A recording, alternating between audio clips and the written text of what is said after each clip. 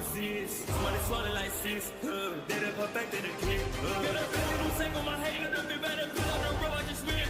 I know we got $1 million. The devil, they shit, they not cheap with it again. Flawless, flawless, flawless, flawless, yeah. Flawless, flawless, flawless, flawless, yeah. Flawless, flawless, flawless, flawless, yeah. Flawless, flawless, flawless, flawless, yeah. You know it's this. Take a perk and talk it and see. Money swallowed like sis. They done perfected the kid. Got a really don't take on my head. Don't be better. Put on the road, I just win. I know we got $1 million. The devil, they shit, they not cheap with it again. Flawless, flawless, flawless, flawless, yeah. Flawless, flawless, flawless, flawless, yeah.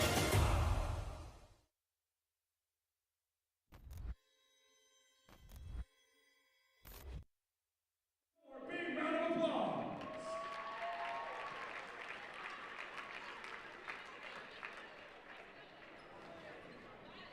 Ladies and gentlemen, welcome to tonight's varsity basketball game between your Broken Arrow Tigers and the Bartlesville Bruins. At this time, we ask that you stand and remove your hats, and that all veterans and current military men and women in or out of uniform salute the flag of the United States of America for the singing of our national anthem. Tonight's vocalist is sophomore choir member Evangeline King.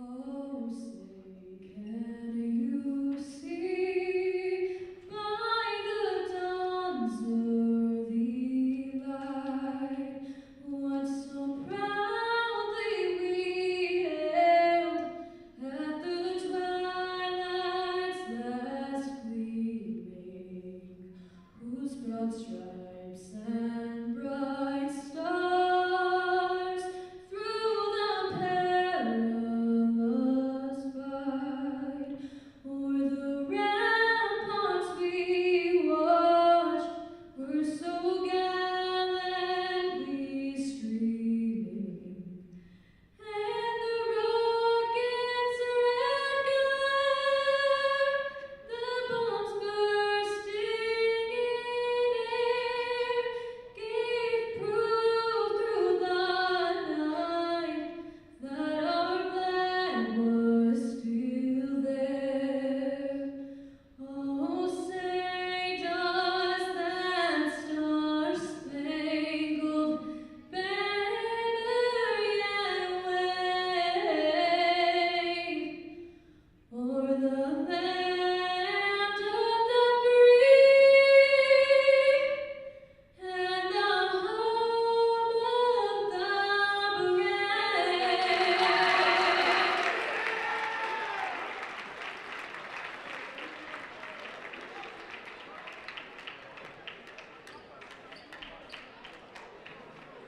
And now for your starting Hello and welcome in on ArrowVision.tv to the Broken Arrow Tiger Fieldhouse. The Lady Tigers set to do battle with the Bartlesville Bruins, and we are excited to have you alongside us. Coach Tiff Jones on the color commentary tonight. I'm Dylan Rivera.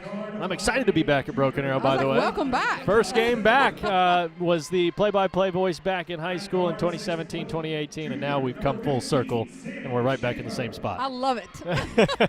Well, we always talk about Broken Arrow being home, and home court advantage is something that these Broken Arrow Tigers have had this season. They have been successful in their first outing at home against the Edmond North Huskies, and tonight hoping to pull off a big victory against Bartlesville.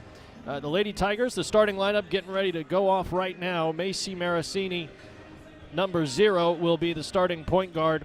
Peyton Dolan, number 22, gets the start as well out on the perimeter. Rakaya Bowen gets the start, number 23. She's a senior. And Mackenzie Mathurin, who they just honored pregame, and we'll get to that in just a moment. Number 25, she's a starting guard and a senior. And Taryn Jacobs gets the start inside, number 33, a senior as well. But let's go back to Mackenzie Mathurin, and she has been a scorer, a do-it-all type of player, 3-level scorer, you could call her as well. Absolutely. And passed a major milestone this past week with getting over the 1,500 career point marker, and that's not a simple feat. No, I mean, you got to think about what it takes to get to that point and how many hours in the gym, the shots that have been put up. But I think reaching 1,500 and doing it at the Tournament of Champions, that's pretty cool. I mean, and so it's exciting. I mean, that's quite an honor because most high school athletes never get to reach a level like that. So kudos to her, and it's a reflection of the work that she's put in over the years, and then also really her teammates giving her, excuse me, getting her the ball when they need to so she can score. Yeah, she's been a superstar. She's headed to Michigan, and she's got plenty of teammates going to some big-time programs alongside her. Macy Marasini going to Missouri S&T. Peyton Dolan is on her way to Webster University. Rakaya Bowen just committed to New Mexico Junior College. Taryn Jacobs, William Jewell signee. So all over the place, there's so much talent up and down this roster. That's not even including Kate Wigginton, who's going to OBU. I was going to say, when you've got a senior, I mean, we're a senior-heavy team, senior leaders, and so that experience, there's nothing quite like that, especially as we get into late in the season, you know, February and into March. Seniors, you expect them to step up, and tonight we want them to defend the court. This is our home. And those games in March, they come at you fast, and you've got to be prepared for them because it feels like, oh, it's January, we've got plenty of time, but it comes quick. It is. It's like the preseason, and then you've got the season before Christmas break, and now we come back in January 2025, which is really crazy to say, but it's getting ready to speed up. And I know we've got a tournament again this weekend. We just come off a tournament. We've got another tournament, and so there are no breaks now, and we're in for the long haul. Basketball is a long season, and they put the work in, and they're ready, and I love watching our seniors really grow as they had the last few years. Here we go, opening tip, and we're ready to take care of business tonight. The Bartlesville starting five is Kennedy Newble, number 22, number 4, Alea Lunn, number 5, Emma Zimmerman, number 15, Sammy Schaefer, and number 20 is Adrian Flick. Floater inside, goes off front iron, and a rebound for the Tigers. And it's Mackenzie Mathurin that'll bring it across the timeline.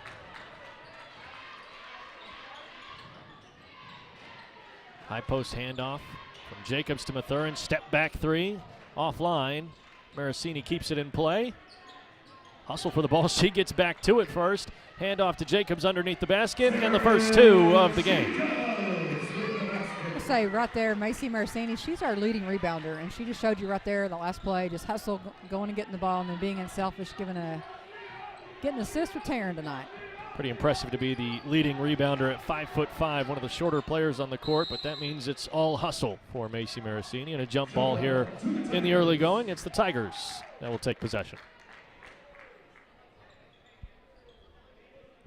Taryn Jacobs getting her hands in there. One of the things, Taryn's such a great, solid player. She contributes so many things that don't show up on the stat sheet, but she's helping the team win all the time. Up top, Mathurin, deep ball, bottom. An early 5-0 lead for the Tigers. Picking up full court a little bit, making them handle the ball. That's one of the things that we know that they don't do well is that transition game, so we're going to push tempo.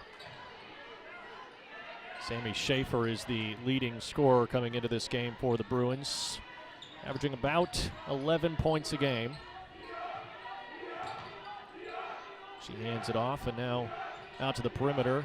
That's Newble in the corner. Jacobs guarding. Inside, little hook shot. And Marasini keeps it in play. They'll say she stepped out. Real quickly, for some keys to the game, let's go down to Madison Dildine. Thanks, guys. Yeah, our first key to the game is to apply a lot of pressure on the ball in passing lanes to create turnovers. Then we have to be on our offensive transition game, and then weak side defensive rotation has to be on point as well. Dylan? Okay, thanks, Madison. And going down the other way, it's Mackenzie Mathurin driving baseline, has an opening, can't get the ball to go. And now the Bruins pushing the pace the other way. This is Sammy Schaefer, spin move around Marasini, and a nice finish inside. Coach Coffey's not going to be thrilled with that transition defense on that last possession for Schaefer to be able to split the defense. So we've got to do a better job of getting back. Inside, Mathurin again. Maybe got some contact there, but it spins off the front iron, and the Bruins get the rebound.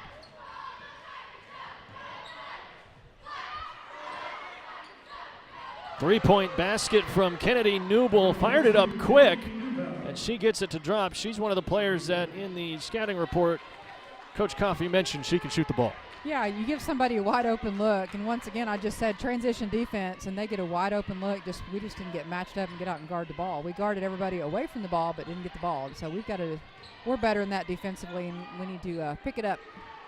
Good offensive rebound right there by Bowen, right around the basket. Bowen right underneath, fighting for position off the missed shot from Mathurin, and now to the free throw line.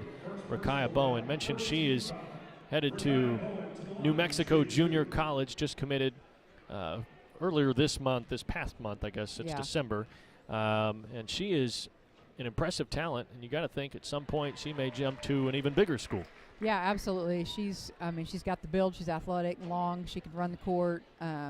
Mackenzie was first team all-tournament champions last week, and I know Rakaya, I can't remember. I know she was recognized on the all-tournament team. It wasn't first team, but that shows you the contribution for her, and I believe second team all-tournament, and that's a big accomplishment for a tournament that's full of student athletes that are going to the next level. Yeah, absolutely. And right there, just got into it for a jump ball, and they'll bring it out for a timeout. Coach Coffey with some words of encouragement, probably talking about that transition defense, because so far that's maybe been the only hindrance in this early going. Yeah, in order to win in March and to win those games at the end and to finish on a win, which is always the goal, you can't give up easy baskets. You got to make somebody earn everything, and we know that, for the Lady Bruins, they've been in a lot of games, and we've had, some common opponents, but we've got to really focus on making them play our style, our tempo.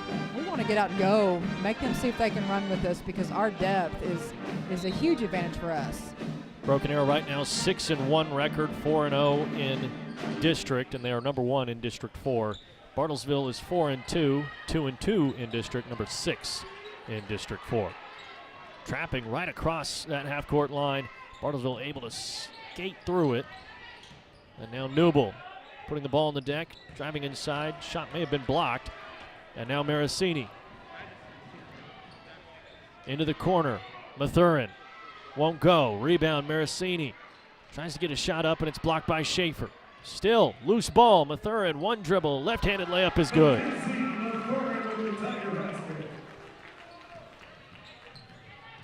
Once again, Macy getting another look for her teammate just by keeping the ball alive on the rebound. Fed back out to the corner. Decided to keep it herself and gets the bucket for it. From that free throw line jumper, it's Emma Zimmerman.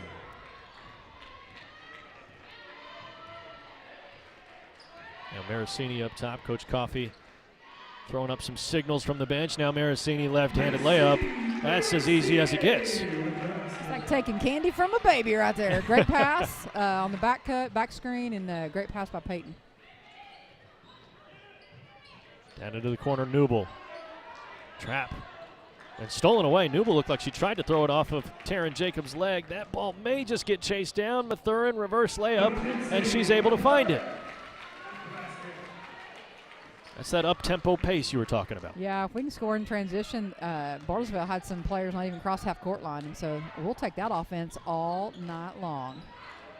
Long three-point attempt, and it finds its way through, way outside for Emma Zimmerman, and she's got the last 5 points now for Bartlesville. We gotta keep a hand in her face and make her do something she don't want to do, like put the ball on the court, but just contest shots with her.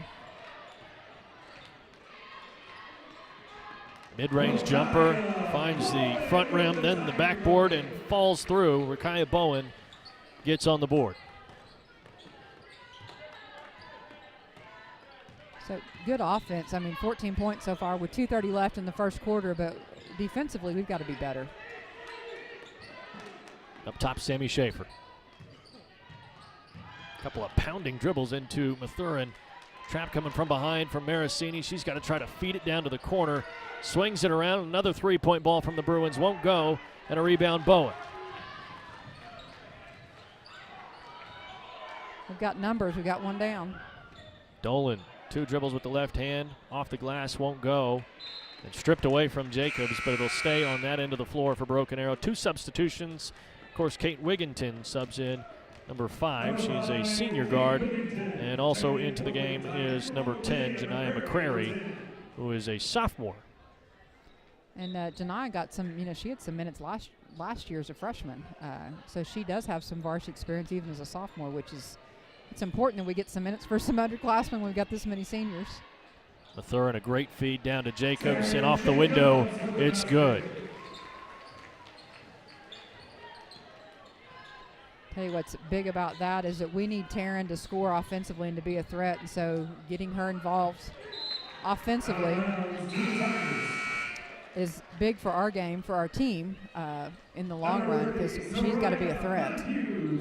Another substitution. Soraya Matthew is in for Rakaya Bowen. A 6-point lead for the Tigers here in the early going. Bartlesville's changed defense, going to a little zone. Janiyah McCrary up top. It's a 2-3 zone for Bartlesville. Down onto the baseline. Can't get the shot to go. And a jump ball sends it Bartlesville's way. It's a great idea of attacking the 2-3 zone out of that short corner, going baseline. That's a great move, and that's something that's going to be there against the 2-3 zone. We just got ourselves a little behind the backboard. Hand off to Schaefer. 3-point basket, and they've got another one from outside. Bartlesville has started to rattle off a few here in the last few minutes. Well, Schaefer's giving us a little bit of trouble down there. Jacobs feeds it out to Wigginton. She drives inside. Floater going across her body. Can't get it to go. And now the Bruins coming down on offense. This is Newble.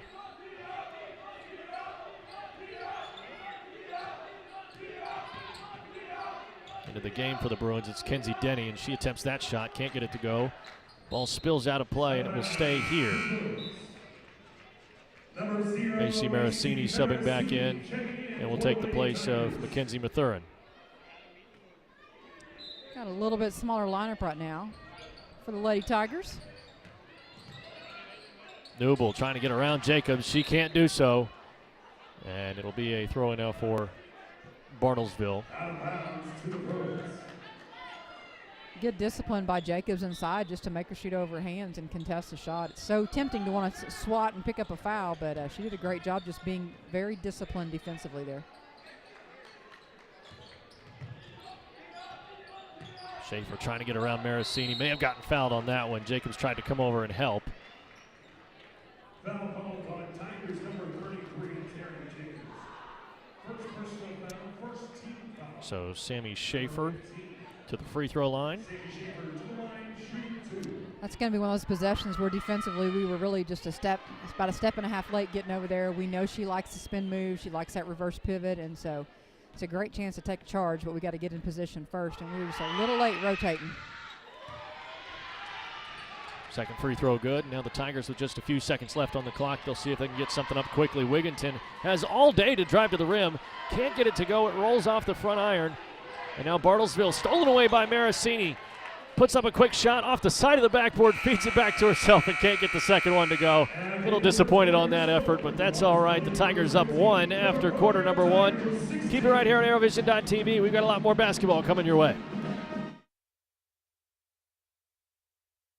Hey, Broken Arrow fans! Score big with TTCU Federal Credit Union's School Pride Card. Each time you use your card, we donate to Broken Arrow Public Schools, adding to the $2.5 million we've given statewide. TTCU, where members are raving fans.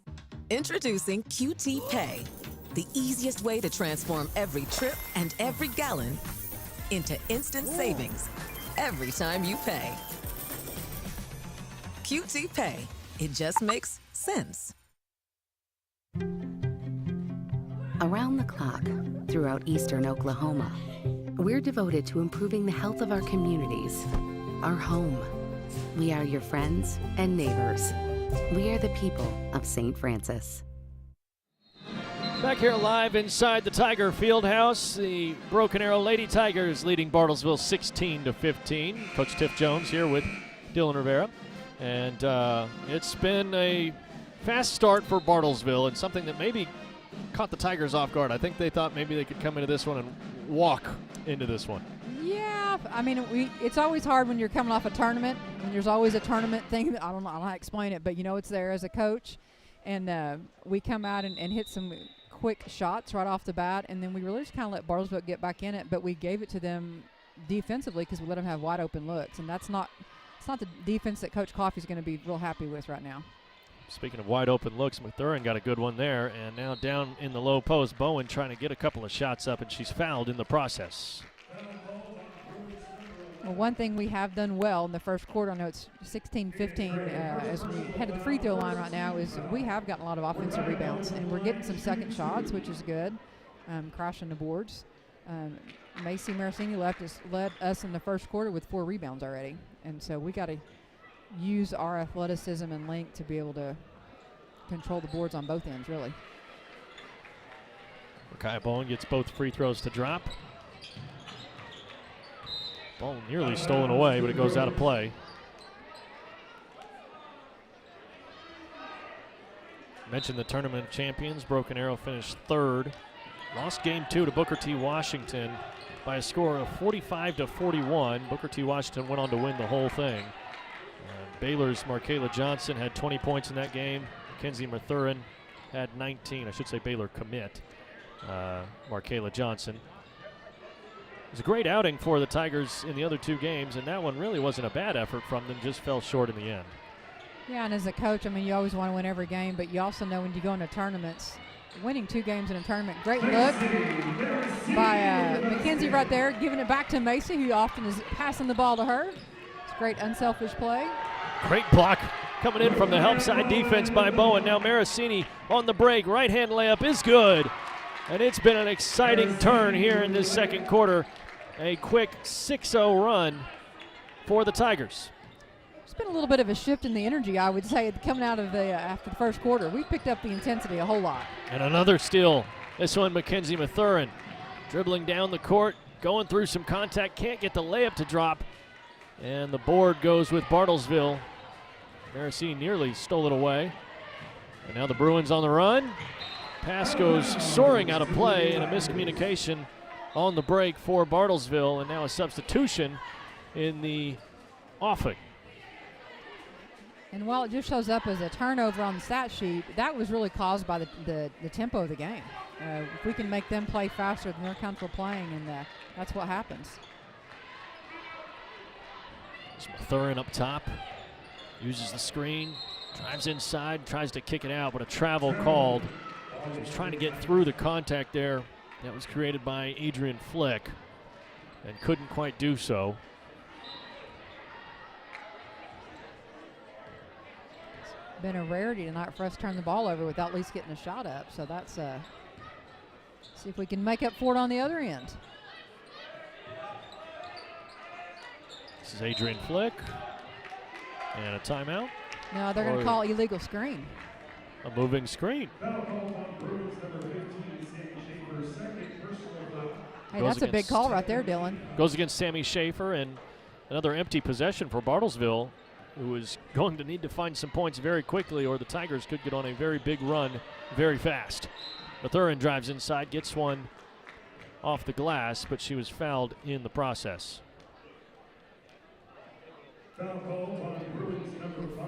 If Broken Arrow could pick somebody to get in foul trouble, it would certainly be Schaefer, right?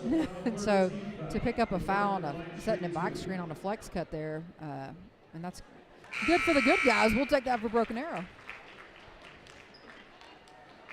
Mathurin's first free throw is good. Karen Jacobs subs back in, takes the place of Soraya Matthew. So this could be an important turn with 5:55 left in the second quarter, but what happens when Schaefer leaves the game? Who's going to be the offense for Bartlesville? Got to find points in those Schaefer-less minutes if you're Bartlesville, and if you're the Tigers, you got to take advantage. Driving inside, gets around Mathurin. Shot won't go, rebound Mathurin.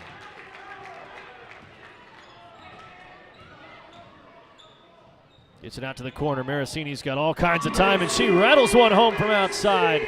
The Tigers now on a 10-0 run. Just a great look right there. Unselfish play. Macy going to knock that down. She just bottoms up.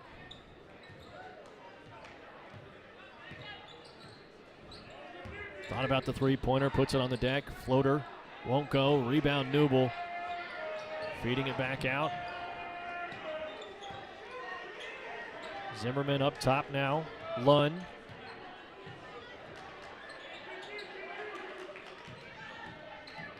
Tiger defense forcing a very long possession here, and Newble able to find a shot off the backboard.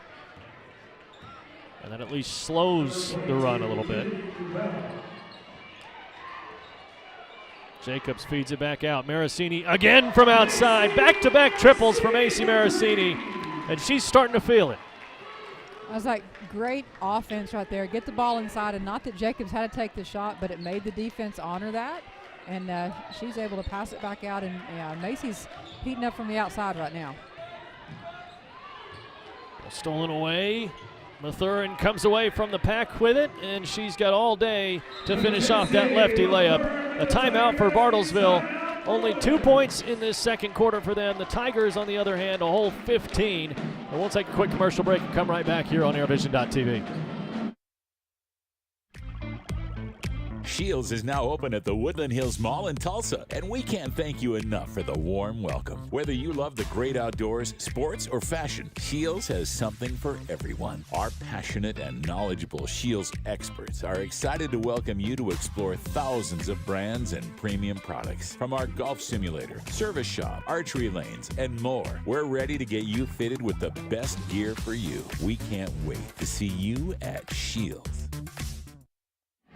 Tigers on a red-hot 15-2 run here against Bartlesville. 31-17 now in the second quarter. It was only a 1-point lead for Broken Arrow after quarter number one.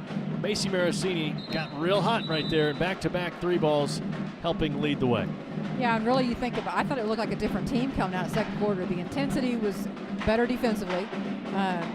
We controlled the tempo, and it really made it uncomfortable for Bartlesville. And that's what they look like. They're kind of struggling to find their rhythm. So let's see what Madison Learn does behind the during the timeout right there behind the bench with Coach Coffey. Madison, what you got? Yeah, guys, Coach was saying, hey, we have to continue to move the ball against the zone and keep your eyes peeled. But exactly like what you just said, Tiff, we have to maintain that sense of urgency. Dylan? Continuing to create turnovers, gets another one in the backcourt. Marasini, a nice move on the baseline, can't get the finish, but Mathurin's there to clean it up. Mackenzie Mathurin with her 12th point now on the night, and another steal outside. Dolan, yes sir! 36-17. It is raining threes right now. And Bartlesville has absolutely no answers for the press. Tigers forcing turnovers left and right. And it's now 20-2, outscoring the Bruins here in this second quarter. Once again, our defense is creating offense for us right now. I mean, if you can get a turnover, get them in trouble down there, get a steal, and we're getting good looks, getting good ball movement, sharing the ball. But our defense is controlling the game right now.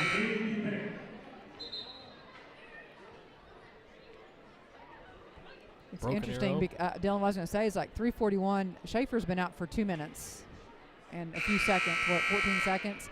And how the game has really even changed in the last 2 minutes is it's like a tale of two cities right now. That's what it looks like. Absolutely, and Schaefer looked like she was about to check back in. Yeah, she will. She will throw the ball in, so immediately Bartlesville knows they have to get her back out on the floor.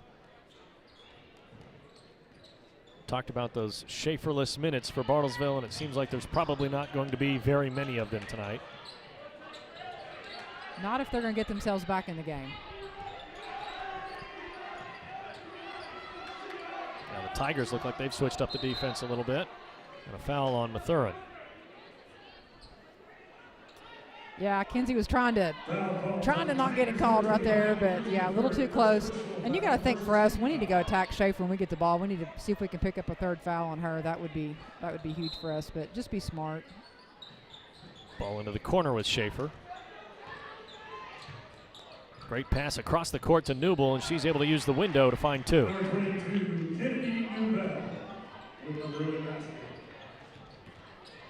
Third now with Schaefer guarding her. Marasini was cutting back door. That pass wasn't there. Picked off by the Bruins. Now going the other way. Lund to Zimmerman. Corner trapped by Dolan. And out of play. It's Dolan and McCrary. bringing the defense. Kate Wigginton in for Mackenzie Mathurin. And what a luxury it is to have her come off the bench. Oh, yeah. Senior, headed to OBU, comes on, brings some leadership on that second unit. Yeah, she really does. You know, great teams, people contribute different things, and that they finish the puzzle, so to speak. And what she brings to the team is really probably not going to ever show up on a stat sheet in the sense of she's going to lead us in every category, but she could because she's a really good player. But I love the things that she does on the court and how she makes the team so much better. McCrary drives in, kicks it out to Dolan, and that's almost always automatic. She misfires on that one. Wigginton can't get the second chance to go, and out of play. It'll be a Bartlesville possession.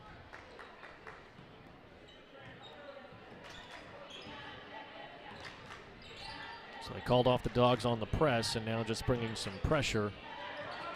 McCrary guarding the ball handler. Bartlesville really struggling to get in any kind of offense right now. Lon and Zimmerman having to do just a couple of dribble handoffs, and somehow Zimmerman flings a shot up and finds two. And now the Tigers looking for a quick answer. McCrary drives inside, kicks outside. Wigginton in the corner. Great opportunity, but can't get it to fall. And an offensive rebound once again for Broken Arrow, and inside Bowen's fouled. I'll tell you what, that was a great look from Peyton. She made an unselfish pass to Kate in the corner. That's a good shot for her. It's a good look. Peyton had a good look. Kate had a better look, and ball didn't go down, but it was good offense. That's in coach terminology and coach speak. They like to say going from a good shot to a great shot. Yeah. You know, Kate's shaking her head a little bit because she's had a couple of looks that just haven't gone down tonight, but that's all right. Keep shooting the ball. She's a good shooter.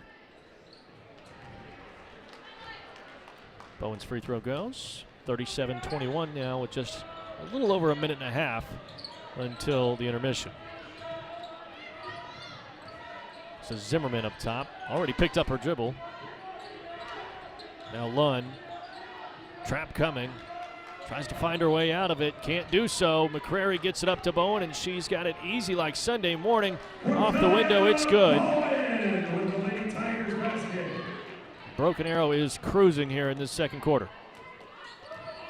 I love that we're getting to work on some different defensive sets right now. And whoop. Thurin gets a hand in there. Yeah. Great job defensively reading the play. Saw Schaefer was cutting and beat her to the spot. Bartlesville is really struggling with our pressure, and I know that was something that Coach Coffey talked about with me earlier today, was just how they're going to handle the pressure. But we've got to be able to pressure the ball against every team. Corner three from Schaefer drops right through, and she is definitely a problem on both ends of the floor. And you mentioned it, if they can get her in some foul trouble, I think it's a totally different ball game. Driving inside, goes right at Schaefer, and Mathurin finishes over the top. Great bucket.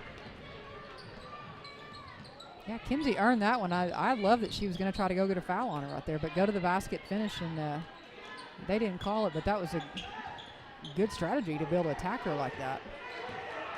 Lund trying to get past Wigginton, and she's there defensively. Now Bowen. Tigers have numbers. Takes some contact. They'll call a blocking foul on the floor.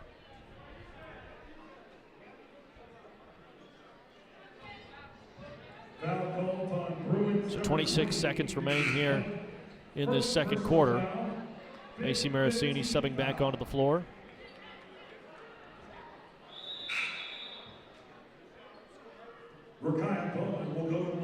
Just like that, we've got 5 seniors on the court again. Every time you look around, our depth is such a key going down the stretch. I mean, we can just trade, rotate people in and out, and we don't drop off, which is such an advantage. So in the bonus now, Broken Arrow to the free throw line.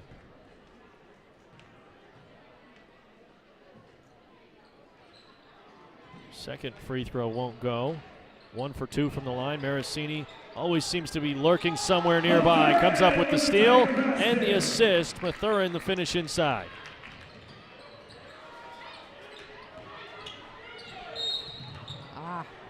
Foul called on Wigginton. Foul called on Tigers number 5, Kate Wigginton. First Tigers know they can pressure Newble when she tries to put that ball on the floor, and Wigginton just got a little bit too aggressive on it. 10 seconds to go here in this first half. Quick handoff to Zimmerman, and a great move, but can't get the bucket to go. Bowen's got 3 seconds, got 2 seconds. She's going to have to pull up and fire, and that one won't find the mark. They may just close it out there, and they will. So 44-24, the halftime score after a 16-15 first quarter. So an absolute dominant second quarter for the Tigers. And it really felt like you mentioned, it was a whole other ballgame in that second quarter. It was. A different team showed up, is what it looked like. So, hey, great. I thought great job by the ladies with their intentionality and their intensity picking it up. And really, I think they made a statement in the second quarter. This is our court.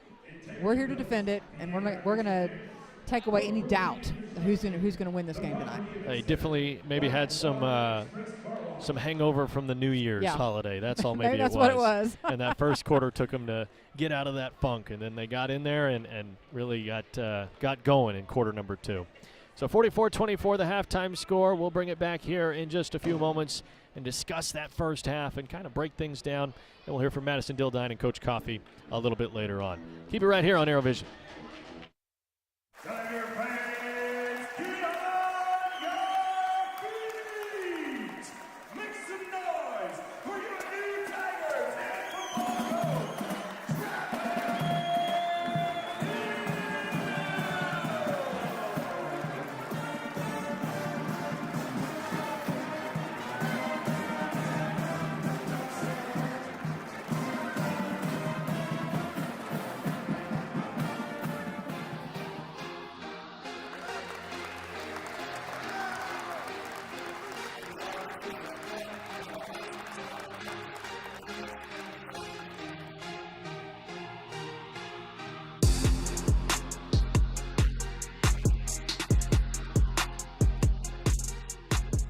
Hey Tiger football fans, I'm Madison Dildine, joined along new head football coach Travis Hill, and we're here at Memorial Stadium about to go 100 yards. You ready? I'm ready. Let's roll. Let's do it.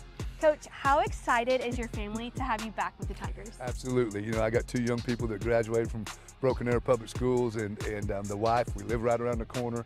Old educators, retired now, so they're excited to have us back in the community involved in what I like to do.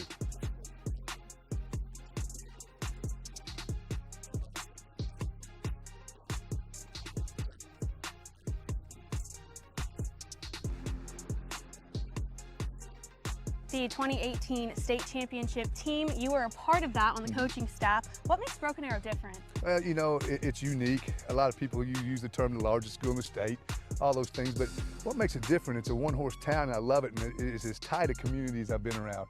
And so that's really exciting. People love to be from here, proud to be from here, and those things are just so unique because you don't see that as much pride as you do in some other communities.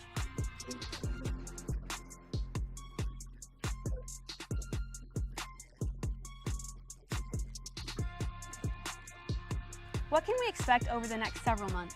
Well, you know, a lot of hard work. Those are things that take place. That's what we want to challenge our young people with, just an introduction.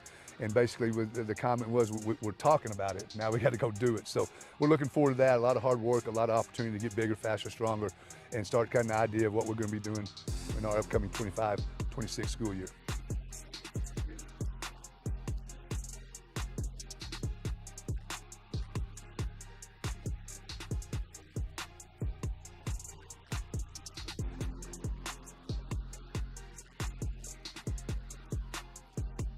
What's your message to your future team, your future coaching staff, Yep. and obviously Tiger fans? Well, you know, like I said, there's some little things explained to them in there.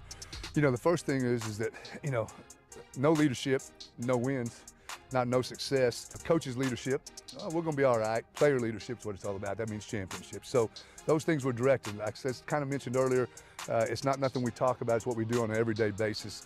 That's what we show is what we've become. So that will be the challenge that's made not only to the kids, but to the coaches as far as us trying to get back on track and go win big football games.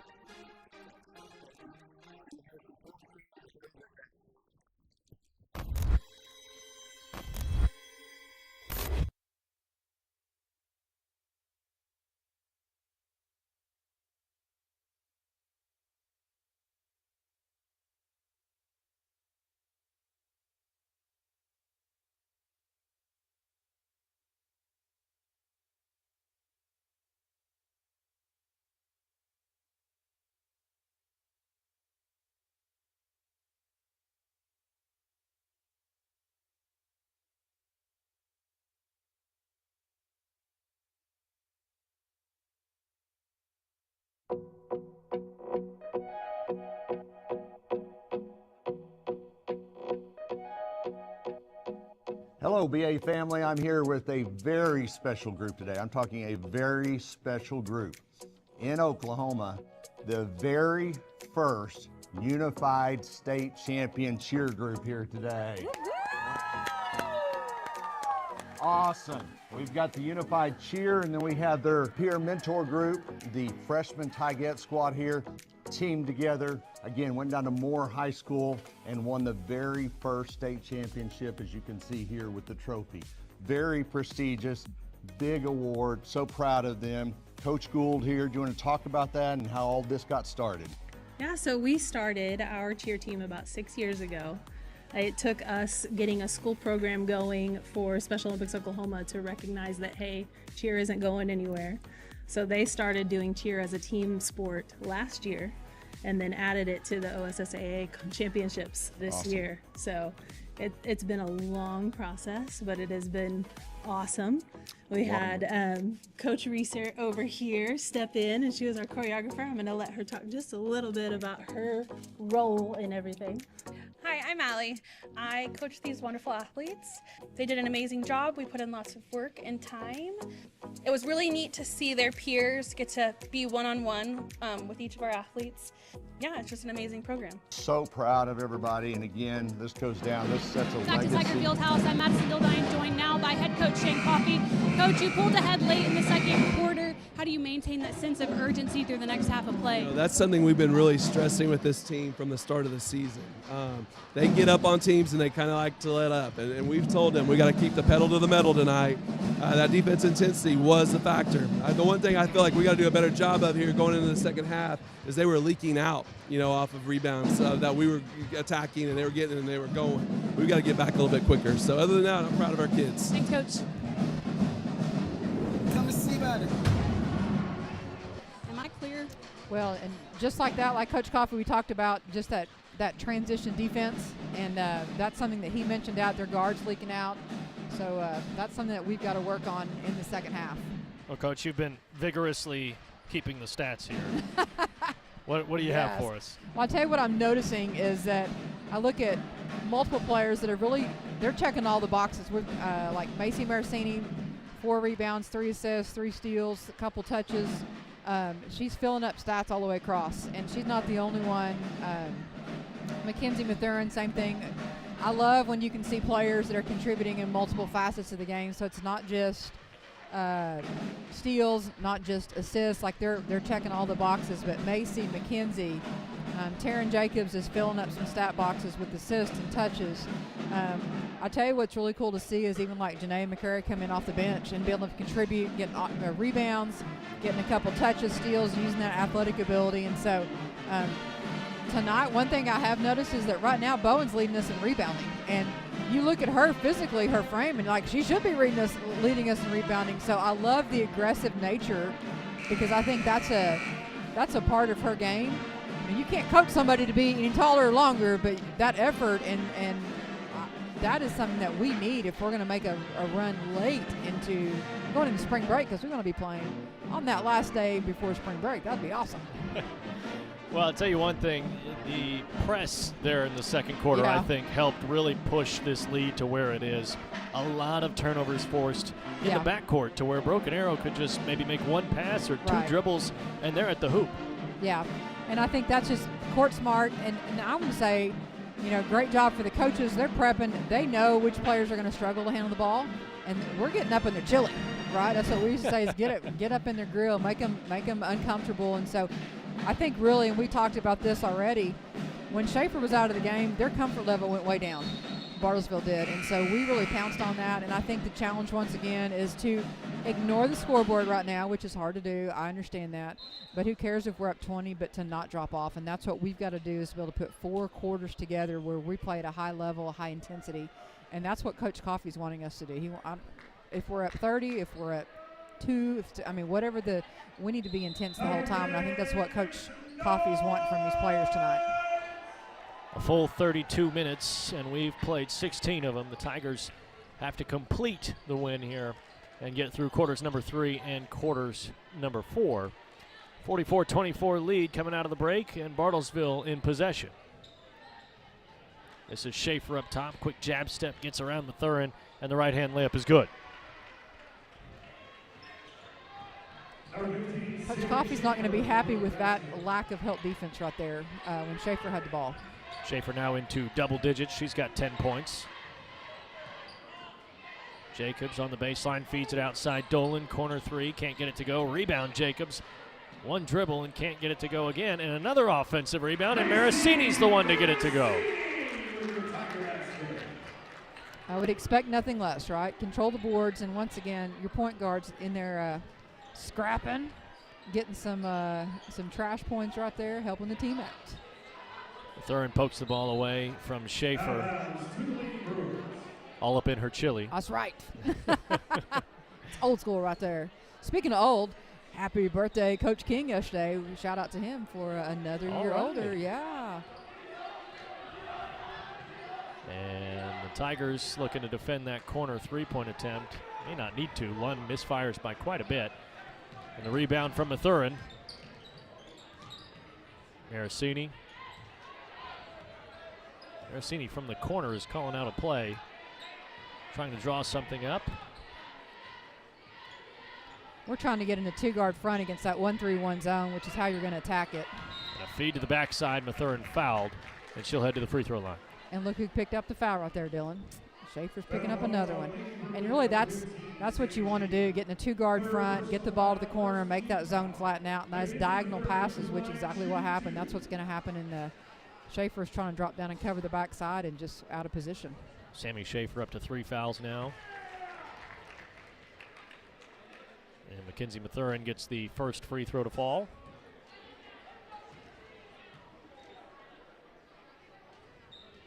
Two for two from the line. Mathurin with 18 now in this contest.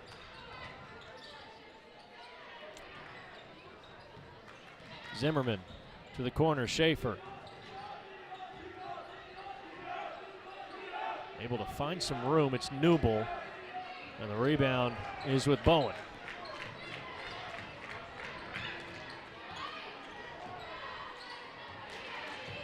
Marasini.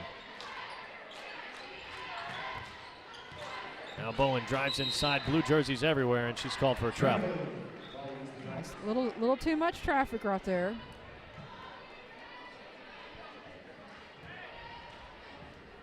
And, Bartlesville's trying to sit in that zone and keep Schaefer out top to keep her from picking up another foul. They've got to do a little bit to protect her. Driving inside, Zimmerman. Quick bump, but can't get the bucket. And it'll be Tigers basketball. Substitution for Bartlesville. And back into the game is Kenzie Denny. Takes the place of Adrian Flick.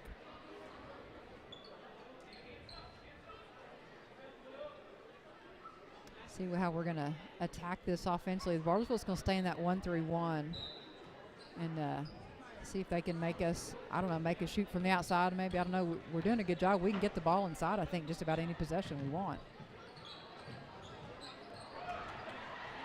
Ball rolling into the backcourt. Schaefer dives on it, tries to fire it off to a teammate. It may end up with Jacobs, and it does. And now she'll sidestep, and ball blocked by Newble. But the Tigers take over in possession. And really just an errant pass by Peyton back out top against that 1-3-1, and then Bartlesville gave it right back. We'll take it right back. Thank you for the gift. Mathurin lost the ball. And a foul booked against Denny. The Tigers to inbound from the baseline once again. It's Marasini. Wide open, cutting across the lane was Mathurin, and she's got an easy finish for two. And it kind of feels like Dylan, she's Taryn tried. She almost had a steal right there. We need it to pick up the intensity defensively, get a couple stops, and get out and get going again, because it feels a little sluggish right now in the third quarter. Lund tried a floater, couldn't get it to go. Mathurin trying to get around Schaefer. And goes to the reverse, and she will get around Schaefer for two. Yeah, Schaefer's got to be wise to not pick up a foul because she has to be in the game, and we've established that. But Denny stops and pops, rattles out. Marasini now. Into the corner, Bowen, she's got time and space, and she'll drop one through. Great look by Macy, good spot up by Rakai. And once again, we just talked about it being sluggish, and now we open it up a little bit, and literally back to what? On a roll offensively, I would say. In the last probably about minute and a half, it's been a different team for us. It feels like Bartlesville's maybe a step behind defensively, so the Tigers can take advantage. All they've got to do is capitalize and hit those shots. Yeah, and really, Bartlesville, you know, when you get down big like this, you're not going to make up 30 points in one basket, you know that, but are they going to continue to shoot threes and try to climb back in that way? Lower percentage shots, and if they're not knocking them down, it really just makes the gap so wide. It's like there could be a herd of elephants and rhinos running down the middle of the safari right there. But the floodgates have opened. Here we go. Bartlesville's in trouble now. Bartlesville came into this one off of a victory over Enid, 42-39, a close ball game. But one thing I noted was the Tigers played in that Tournament of Champions game, so they may be a little fresher because Bartlesville hasn't played since December 20th. Yeah, and it's kind of a catch-22 when you've got a Christmas, time tournament. Basically, you get some great minutes in. The flip side is it's a long time to practice that play anybody, and there's going to be a little bit of rest because there's nothing quite like a game. I mean, there's just not conditioning-wise or really anything else. So it's great if you're sick and you're hurt, you've got some time to heal, but we really have kind of hit our rhythm right now. We don't have any of these really long breaks, and right now out of the timeout, Coach Coffey's we're gonna get going into work on some press, get some stuff ready we just got to keep getting better defensively. That may be breaking out of that sluggishness that you were talking about. And a foul, looks like it'll go against Wigginton. Okay, a little frustration right there because it was just the ball was right there, and so kind of got a smile and go on. Great effort by Kate, but see, she's going to come right down. She got a great short-term memory with that. She's going to get after somebody now. Schaefer up top. This is Cadence Gray.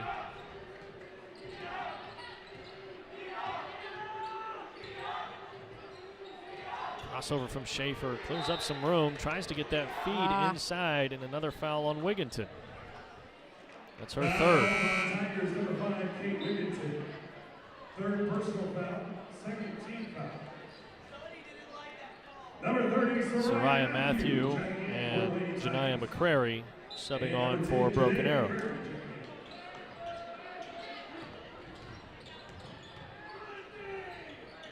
Nice job defensively by Wigginton, step for step with Denny. Out of bounds, 2 Lady Tigers.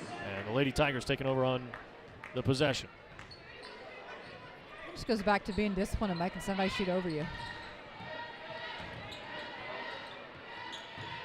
Thurin decides to pull up from range, and she's got it.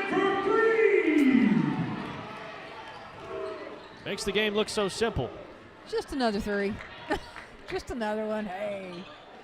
And you got to think if you're Bartlesville coaching staff, you're like, y'all got to keep up with Thurin, really. But they haven't tonight. Foul called on Tigers number 30. Foul goes against Soraya Matthew. Third team foul. Mackenzie Mathurin had a authoritative block, but the foul will send Sammy Schaefer to the free throw line. After the whistle, but I think she made her point. I think they'll remember she was down there.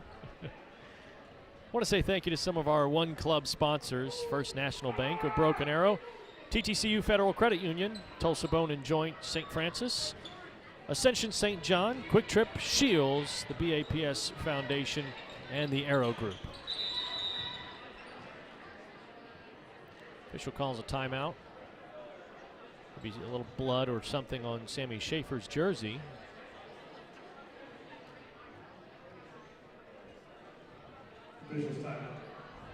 Oh, yeah. It actually looks like injury, it's down low.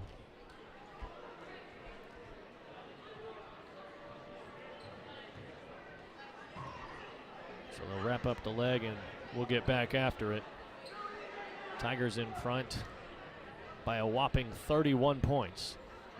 And really, we took that, we got set up for what we want to run next. We've already got Got something set up. Bowen comes back in the game for Jacobs, and see how we execute on this out-of-bounds play right here. Coach Shane Coffey's 4th season here at Broken Arrow, and the Tigers in his previous 3 seasons undefeated against Bartlesville, 3-0. Feed inside and a wide open Matthews able to get the finish. Mackenzie Mathurin all smiles and clapping for her teammate. That's something you like to see, is when they're cheering on their other teammates. Absolutely. And hey, just an interesting stat right now. That's Mackenzie's 4th assist in the 3rd quarter. Able to dish the ball and find her open teammates, not just creating shots for herself. Schaefer gets a bucket on the other end. Now the Tigers up 60-29. Trying to get around a defender. And a good foul call. It's Cadence Gray, who's guarding with her arms. Couldn't quite get her feet in front of Mackenzie Mathurin. That would have been defensive holding in the NFL, because she certainly had a hold of her right there. So.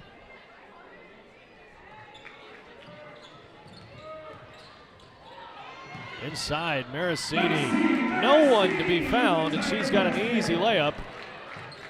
The Tigers expanding their lead. Schaefer has all kinds of time to stop and pull up.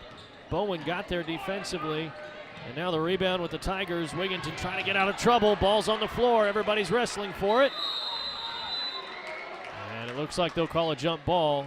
Coach Coffey, in the ear of the official, was calling for a timeout, and I saw the official shake his head. Like, nobody really had possession, but great effort by Kate to say she had possession. They tried, didn't she? The Tigers still get to keep it anyway. Now Marasini up top.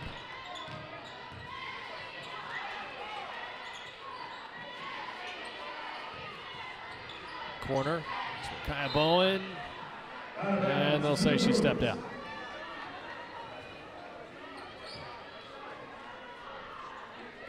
It's an interesting matchup, that last possession defensively, because Schaefer was guarding Marasini, and I was like, that's an interesting matchup.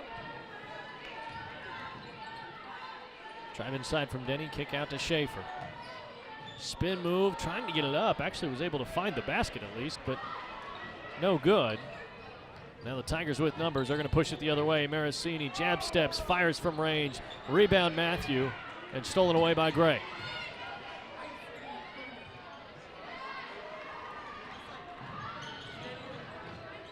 Denny outside to Cadence Gray. Bad pass, nearly stolen away. This is Lund. Denny will fire away from outside, and she can't find it. So again, it looks like one team is playing much faster than what they really want to play right now. And the defensive intensity by the Lady Tigers has really, I mean, it's changed the pace of the game all of a sudden. Bartlesville is struggling offensively, much like they did in that 2nd quarter on that run. And just like that, I mean, it really is. It's a wide open game right now. Final minute of the 3rd quarter.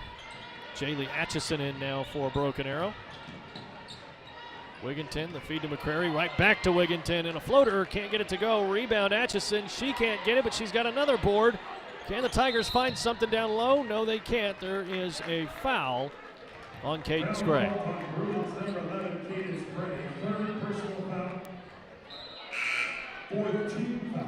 Broken Arrow has been dominating the offensive glass in this one. I was going to say, it's hard to keep up with all the offensive rebounds right now, but yes.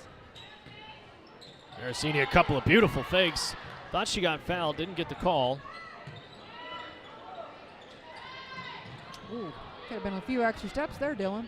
Now kick out to the corner. Schaefer has some time, fires away, and she's got it.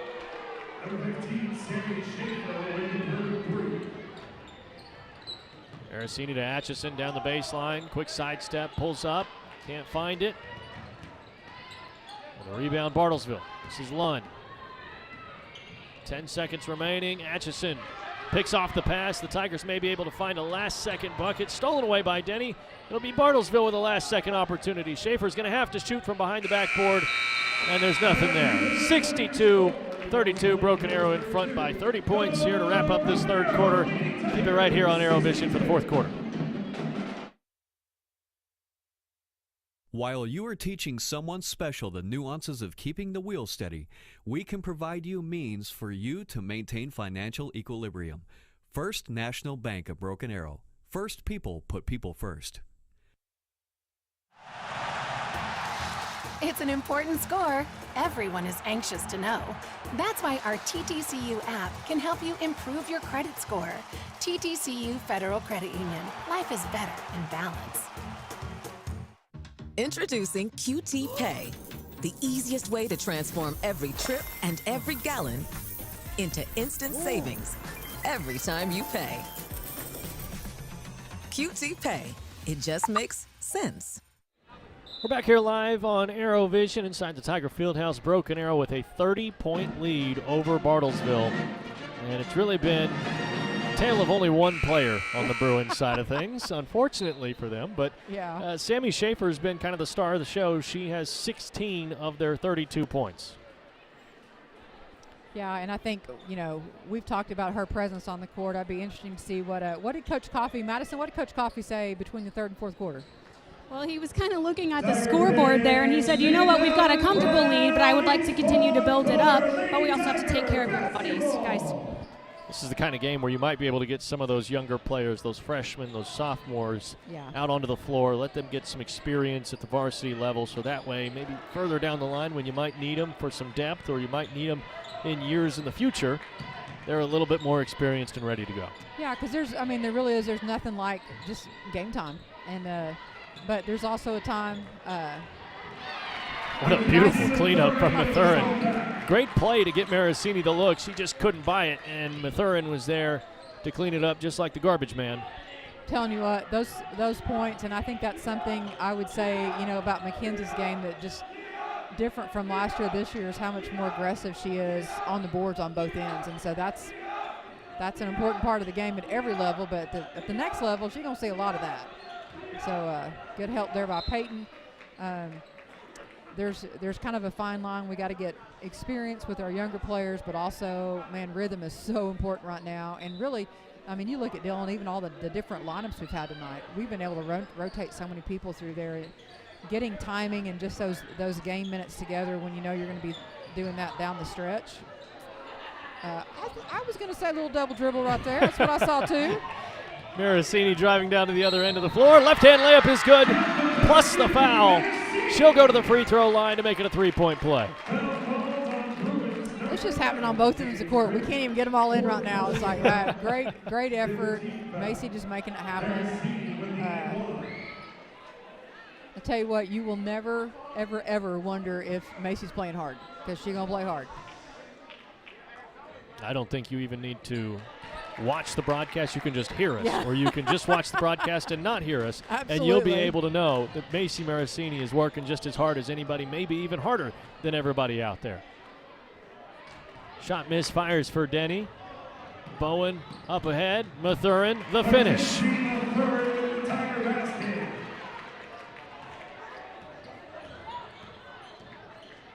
Going back to Marasini and how hard she plays, one thing that's maybe a hidden factor in how she plays is how in shape she's going to have to be. I mean, you've almost got to be in track shape to be able to run the floor as much as she does. I tell you what, she works hard in her conditioning, and once again, that's something that's not really fun to get in shape as a coach. I mean, you know that, but she's not going to get tired, and you know that she's going to give great effort, and really, I mean, we play hard as a team, but Macy has a different level. But you've got to have that from she's our quarterback out there. She's getting us in stuff, and Rakai with a nice take to the basket, hanging up there for a long time, wasn't it? I think it touched every part of the rim right there. Great drive inside, just couldn't find the basket. And a foul against Mathurin.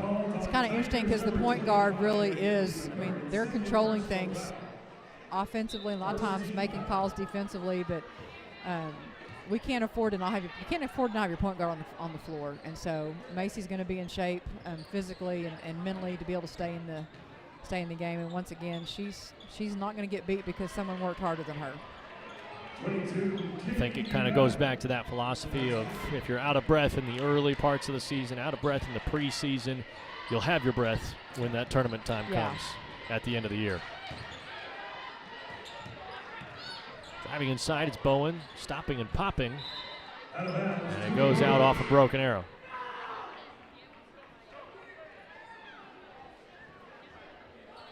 And I'll say, you know, even at 69-34 with 5:20 left in the fourth quarter, coaches are never happy. And you don't want to have bad shots. You don't want to turn the ball over. You don't want to have defensive possessions where you don't get what you want out of it. So Coach Coffey's never going to tell our ladies to stop playing hard. And we're going to keep getting better. We just got Bartlesville in trouble out there, force them to call timeout, but we're going to continue to work and get better on every possession because that's what it's going to take to be in March. Justin Shaw, the head coach over there for Bartlesville, and he's going to have his hands full in the next week as well. Just like these Tigers, they're headed into the Bartlesville tournament, so they may see each other again here in just a few days. The teams competing in that one: Tulsa Central, Life Prep Academy, Millwood, Carl Albert, Stillwater, Del City, and of course these two schools on the floor here tonight. Broken Arrow opens things up with Millwood at 10 a.m. on January 9th. Yeah, get an early game in, right, before all the next round of cold hits. I don't know. I tell you what, you look from where we're sitting right now, we've got a good student body section. Tonight's Jersey night. I love to see our students here making some noise and really supporting the program, and they're going to be here for both games. But I think for us right now, we've got a tournament week. We came off a tournament. We really are. There's some conditioning happening tonight also. I mean, coaches won't say it sometimes, but they're working on conditioning also. So let's toss it down to Madison and see what Coach Coffey talked to the team about. He said, hey guys, great job on rotations, and offensive intensity is what's setting you apart right now. He said if you continue to play like this, no team in the state of Oklahoma will be able to beat you, guys. Wow, those are some hefty words. That's some big words right there. I think he may be on the right track at the very least. This Broken Arrow team has looked just about unbeatable tonight. 69-34 scoreline, and a chance to expand on it here as Mathurin drives inside right into the chest of Schaefer, but a jump ball call. Yeah, it'll be interesting to see you at the end of the game tonight. We shot a pretty good percentage from the three-point line, but part of that is we're getting good looks, and I think we're sharing the ball, and that will be something, you know, when the game's over with. I'll tell you what's been a little bit different tonight, which we can't really just say one player, but the number of players with assists. I've got 9 players, 8 different players that have assists right now, and so that's the difference between a good team and a great team. It's called sharing the sugar. Sharing the sugar. And Macy Marasini with another steal, and there she goes, sharing that sugar. An easy finish for Rakaya Bowen. Rakaya Bowen now up to 12 points on the evening. Feed inside, Zimmerman tries to find the bucket. She can't do so. Rebound Mathurin. Tigers have numbers once again. It's going to be Mathurin keeping it herself. Can't get it to go. Rebound Bowen, and an easy finish for Bowen. Once again, get a good shot in transition. Clean up down there. That's the importance of running the floor. Rakai stayed with it, and I love that part. We need that long term just from her to continue to crash the boards. Coach Coffey just brought 5 players over to the scorer's table. We'll see a mass substitution here in just a moment. Macy Marasini running out by herself. And as easy as it gets, she finds another bucket. 75-34, and the big group substitution brings out Kate Wigginton, as well as Janiyah McCrary, Soraya Matthew, number 11, her first appearance tonight, Scarlett Shell, and number 21, Jaylee Atchison. I'll tell you what, the subs came at 75-34. And Coach Coffey's not going to expect anything less from anybody really on the court right now. Kate Wigginton obviously would be the leader of this group because she's got the most experience. Zimmerman rains in a 3, a high arcing triple. Comes falling down from the ceiling tiles, and it's 75-37. These are valuable minutes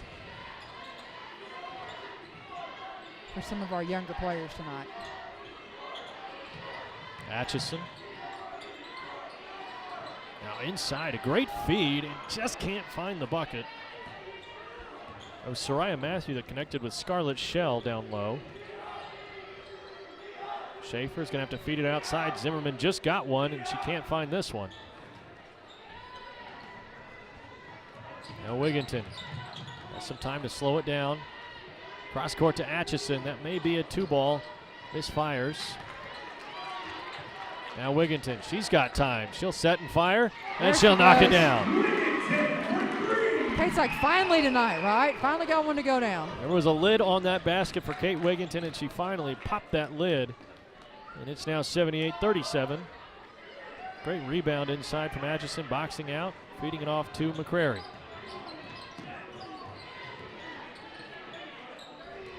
Feeding into the corner. Shell can't get it to go. It'll be Bartlesville basketball. It did. It almost looked like a little bit of relief on Kate's face because once again the lid's been on all night long, and she finally got one to fall in there. And you know, even though they've had the shots haven't all fallen on this end with this group when they subbed in, they've had some good looks and they've shared the ball really well. So those are still positives, even though they haven't put up a ton of points.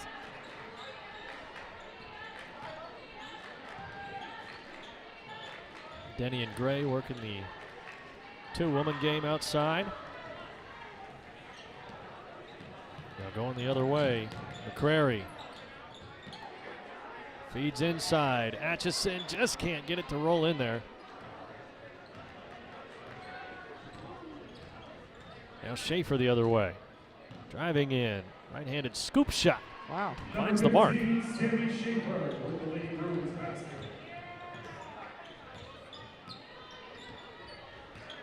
Minute 15 to go. The Tigers in front by quite a bit. And we mentioned that Bartlesville tournament on the way. Tigers getting some good momentum going into what may be a snowed-out tournament. But as long as they still play, the Tigers have that big momentum. That's right. Schaefer stops and pulls up and gets it to go. Sammy Schaefer up to 20 points tonight.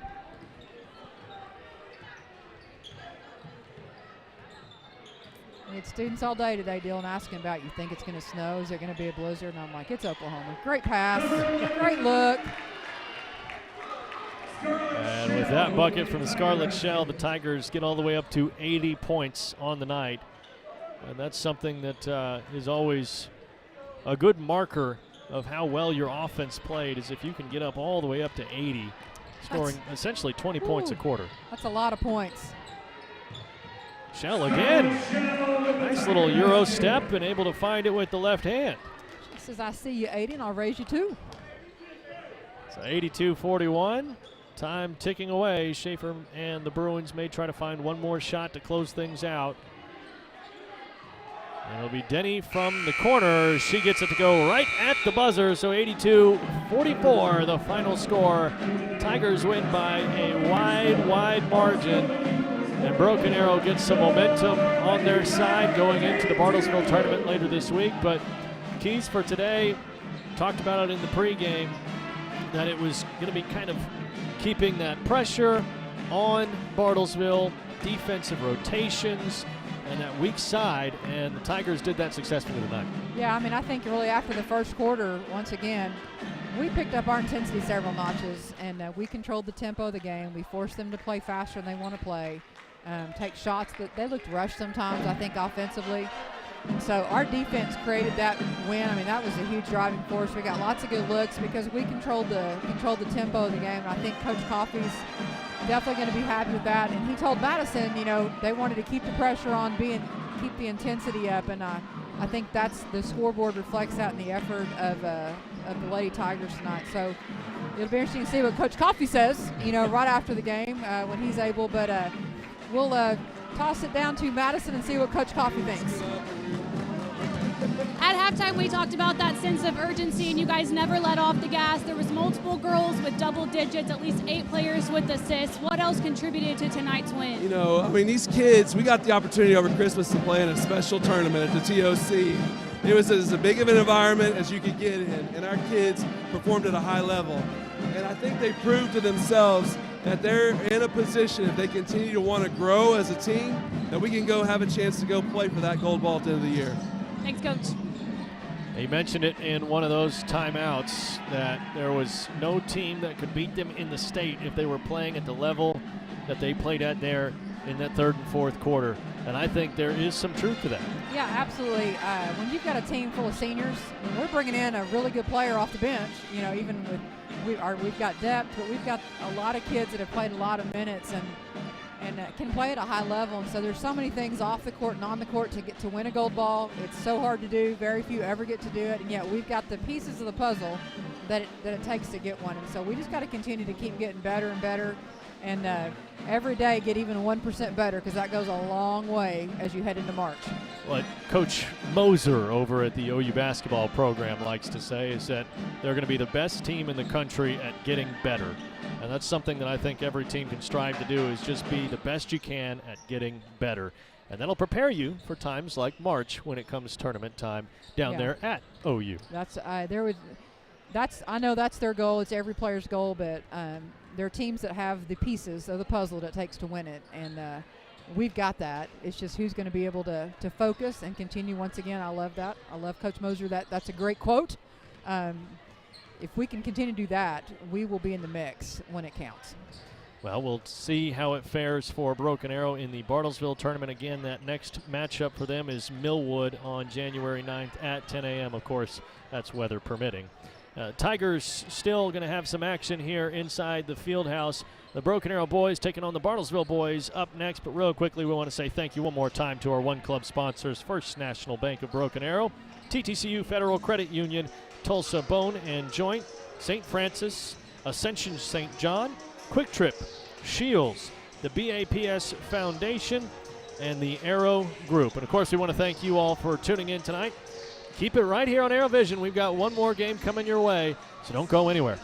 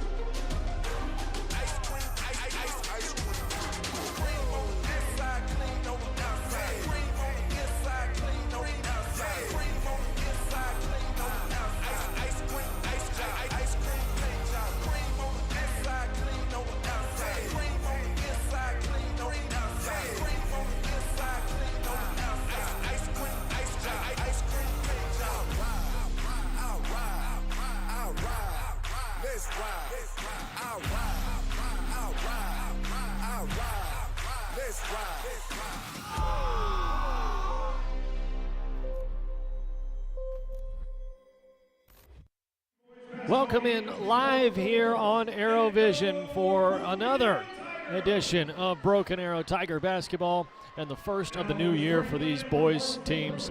Broken Arrow taking on Bartlesville. The Tigers come in red hot, 9-1, 4-0 in district. The Bartlesville Bruins 1-7, 0-5 in district. So a little bit of a different start to their two seasons, but definitely still need to take Bartlesville just as serious as anybody else. We thank you for joining us. I'm Dylan Rivera. Got Greg Spencer with me on color commentary and Madison Dildine down on the court, ready to go as our on-court reporter. And this one should be interesting from the aspect of just how many guys can you get in for Broken Arrow. This may be a case where the game is over pretty early and you can get some of those younger guys some minutes. Absolutely, Dylan. First of all, welcome back. This is your first day. It's great to be working with you here. But yeah, this is a game Broken Arrow's got to worry about themselves. You know, it's 9-1 versus 1-7. And any coaches, you're always worried in games like this is how do you handle business? You went to the Christmas tournament in San Diego. You've had some time off, and you're back in school. Today was their first day. Are they ready to handle their business? I think we'll see pretty early tonight. We saw in the girls' game a little bit of a sluggish start, but Coach Coffey got the message across during the end of the first quarter, and it was smooth sailing from there. Starters getting ready to come out for Broken Arrow, and it's the usual starting five for BA. The Tigers have been, as you said, coming in pretty strong. They had that San Diego Surf and Slam championship game where they lost by 1, 52-51. But other than that, it's been, just steamrolling opponents up to this point. Yeah, and this is an experienced team. It's a deep team. It's athletic. It's versatile. It's a team that's going to have a chance to compete at the highest level and hopefully get back to a matchup. I know they've got Owasso circled there at the end of the year, but a lot of business to attend to here between now as we go to the starting lineups. Starting lineups for Bartlesville. We got number 3, Nash Zervas. Number 4, Hudson Eads. Number 11, Trey Collins. Number 12, Dennis Duncan. And number 30, Titus Huck. And right now for Broken Arrow, the starting five being read by the PA. Number 1, Devon Wallace. Number 2, Anton Wallace. Number 5, J.D. Talley. Number 21 is DJ Howell. And number 33 starting inside is Logan Shockley. Yeah, Bartlesville's a really young team. Not only are they going to be really undersized in comparison with Broken Arrow and really any team in 6A, but they suit up 7 freshmen. So I don't care what level of what size of varsity you are. If you're suiting up 7 freshmen, you're going to be hurting a little bit. Bartlesville's going to be scrappy, though. They're going to run. They're going to look to get out. They're going to do a lot of transition. Offensively, they don't run a lot of set plays. It's a lot of 5-out, as you can imagine. Big trend these days is 5-out offenses, even if you don't have, or even if you do have the post play, which they don't. So look for them to attempt to be very fundamental with their jump shots and their pivots and trying to make the right read. So we get things underway. Logan Shockley gets the tip-off. And the Tigers instantly pressured defensively by the Bruins. You immediately notice that size advantage, Dylan. Inside, Talley. A beautiful bucket through contact. Just kind of floats it up there.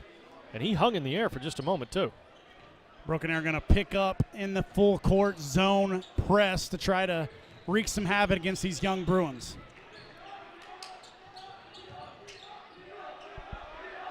Up top, that's Trey Collins. Driving right, kicking back up top. Service. Trying to find some room to get a shot up, but the Tigers swallowing him up defensively. Able to steal the ball away. It's Anton Wallace, and now he has it stripped from him. It strips it right back. Back and forth, the Tigers and the Bruins forcing turnovers. And that errant pass goes soaring out of play.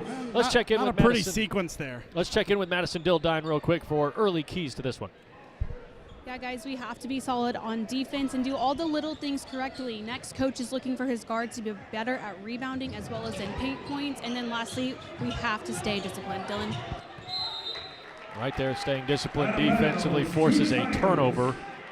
Dylan, to piggyback kind of what off Madison there said there is in the locker room, Coach Wallace, one of the things he emphasized was, and we saw it there, is forcing turnovers off those jump stops and those pivots. They've done it 2 possessions in a row now, and when the team is heavily doing that on offense, you don't want to give up backdoor cuts. You want to force them to kick that out, and that's what they did on that previous possession. Bruins get the rebound off of Devon Wallace's miss. This is Service.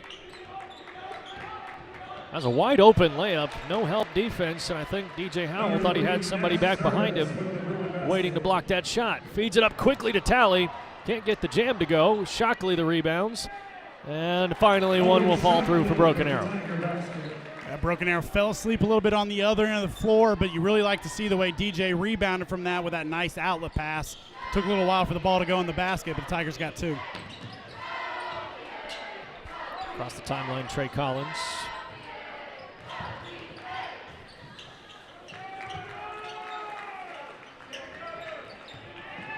Once again, getting hands in the passing lane. BA coming away with it. Howell feeds to the corner. He's got a wide open Anton Wallace, and he knew it was good from the moment it left his hand. 7-2 now. Very nice sequence there by Anton Wallace, who's had a couple steals and deflections early on. And what I like about that was his readiness to knock down that 3 on the other end. And he gets his 3rd steal of the game already, Dylan. Early going defensively, the Tigers have been dominant. And a foul as Devon Wallace tries to get that left-hand layup up. And he'll go to the free throw line. Yeah, you're seeing that size advantage right now play out in real time. It doesn't matter how hard this Bartlesville team's going to play. They got to make up for a lot of deficiencies in size and athleticism in this matchup. That was my next point, was it's not just the size, but the athleticism. Broken Arrow seems to be outmatching them in that department as well. This entire Broken Arrow starting lineup is basically 6'3" and above, 6'3" to 6'6", long and lengthy. And they're really going to get after you defensively against any team in the state, really. Picking up that full court pressure still. Wallace trying to pressure him down, and you could easily maybe call some carries there on Service. 4 steals already by Anton Wallace. 3-point arc. It's Howell. He lets it fly, but it goes soaring past the bucket. It'll be Bruins basketball. DJ, a streaky shooter who in the last home game was probably the best shooting-wise I've ever seen him against Edmond North with about 25 points, including, I believe, 4 threes. A little bit off the mark there. Also made the all-tournament team in that San Diego Surf and Slam alongside J.D. Talley. Both of those guys, great performances in those 3 games. And inside, weaving between defenders as Service is able to feed it back out, and a free throw line jumper, no good. Now Devon Wallace the other way, going through contact, left-hand layup. Makes it look easy, and it's an 11-2 start for the Tigers. Bartlesville needs a timeout. Exactly what you want to see there. Getting in through, going transition, finishing it, using his body and his strength to finish the layup. Devon Wallace is really aggressive player, and I think going into games right off the bat, hitting it at a full go, really plays to his advantage. It kind of gets him into the basketball game a little more. Well, this is my 11th year here. It's Coach Wallace's 12th year. It's been neat seeing him grow up. Even when you were in high school doing this, you'd see him out on the court after games, and really felt bad for him last year with a knee injury, missing the bulk of the season. Even when he did come back late in the year, he didn't look like himself. He looks like himself right now. Very comfortable in the early going. He's got 4 of the Tigers' 11 points. Got 3 subs in here for the Tigers. Bruins set to take over. Right now, Eugene Mason is out on the floor, as well as Nigel Noyes. And number 4 is Corbin Dow. And that really is the bulk of the Tigers' 8-man rotation is these guys right here, the starters and the 3 that you've seen there. You'll see some other guys contribute, but these are the guys that you're going to see the bulk of the minutes from. Calling a foul away from the play. And it goes against Eugene Mason.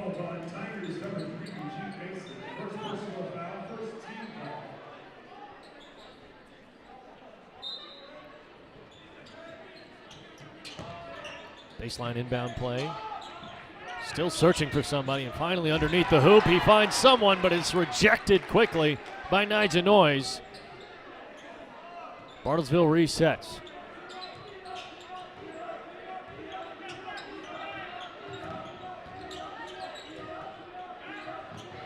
Ball poked away and still in possession. The Bruins.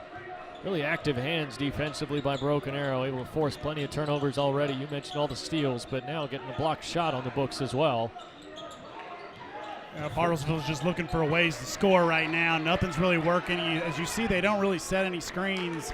The 5-out is really going to be on if you're able to set Broken Arrow up for those backdoor cuts, and they're getting absolutely none of that right now, and they're just scrambling for their lives as another turnover happens at the half court.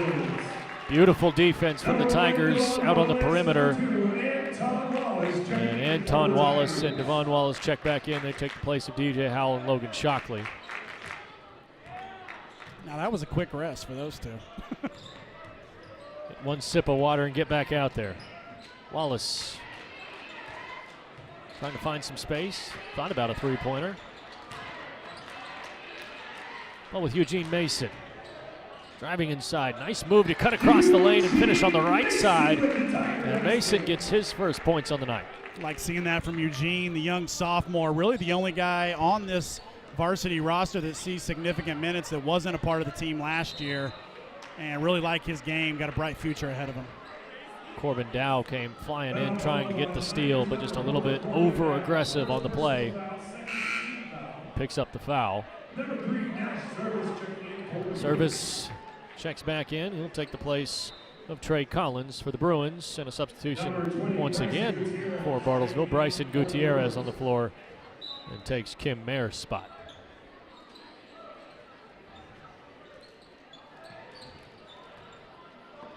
More pressure from the Tigers. And a big collision. Corbin Dow took a shot, and he is down. Yeah, Corbin just a little late to rotate there. He paid the price for it. Hopefully he's not too hurt, but definitely looks like he took a good blow to the head there. We might try to see if we needed to go to commercial, but looks like we're going to be all right. Couldn't quite tell where that had hit, but he was holding his forehead, kind of around his eye. Hopefully you don't want that eye to be involved in the collision, but he's back on the bench and hope he is good to go here in just a moment. So we resume play. Tigers up 11. Service. Again, Anton Wallace getting another deflection. He's all over the place. Bruins are going to have to be quick with passes. Can't take too long to think about them either. Seems like the Tigers are going to read the passing lane all too well if you take too long. And once again, Wallace getting his hands in defensively.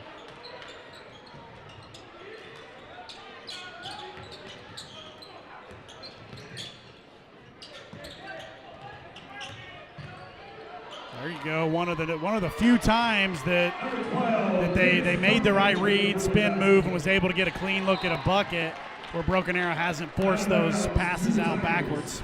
Duncan was able to stick the floater. And another substitution for Bartlesville. They're keeping their guys in and out of the rotation. I kind of sounded like I was excited for Bartlesville to score there. It was not my intention. I was just, the coach in me was glad to see them actually execute that time. J.D. Talley executes on the other end, 15-4. I like seeing that execution a lot better. Coach Wallace is probably going to give me a hard time when he listens back to this one.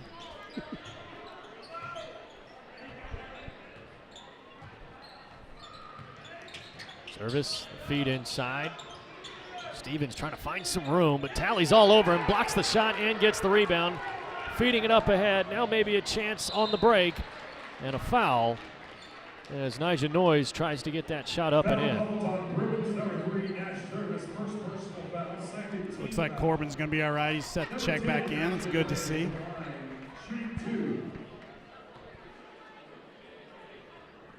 Corbin, Dow, DJ Howell, and Logan Shockley all set to check into this one. Dow taking the place of the shooter. That's actually Shockley, excuse me.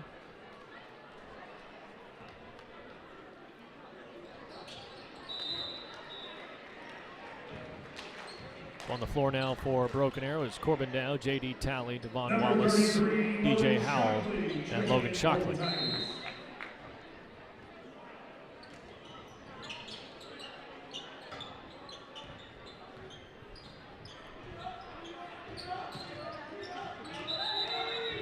Zervis is called for the carry, and I think he's kind of been doing that throughout the entirety of this contest, but finally they catch him on one. He got a little scared there. Broken Arrow looked like they were pulling off the pressure, and then as soon as he relaxed, here comes Corbin Dow for the trap, and next thing you know, he's turning it over.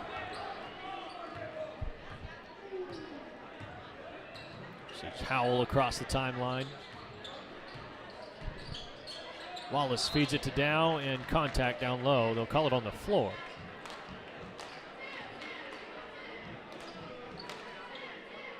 Nice job on the back door there by Corbin Dow, and a little unsure why that wasn't on the shot. Foul against number 24, Hunter Holmes. Good post up by DJ. Howell's got an easy finish.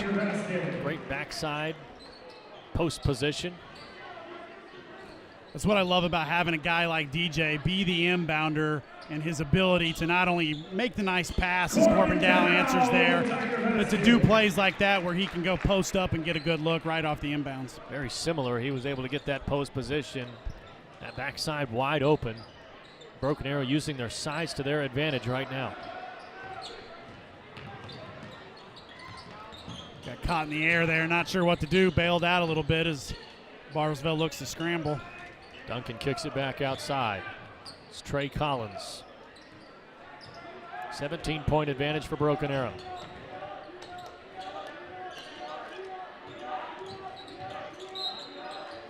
And a travel called against Dayton Stevens. Number 3, Eugene Mason, checking in for the Tigers. Tigers have forced turnovers almost as much as they've probably been blinking out there. It's been left. Yeah, I would venture to guess Bartlesville has more turnovers than shot attempts this quarter. 27 seconds remaining as the inbound pass finds Howell.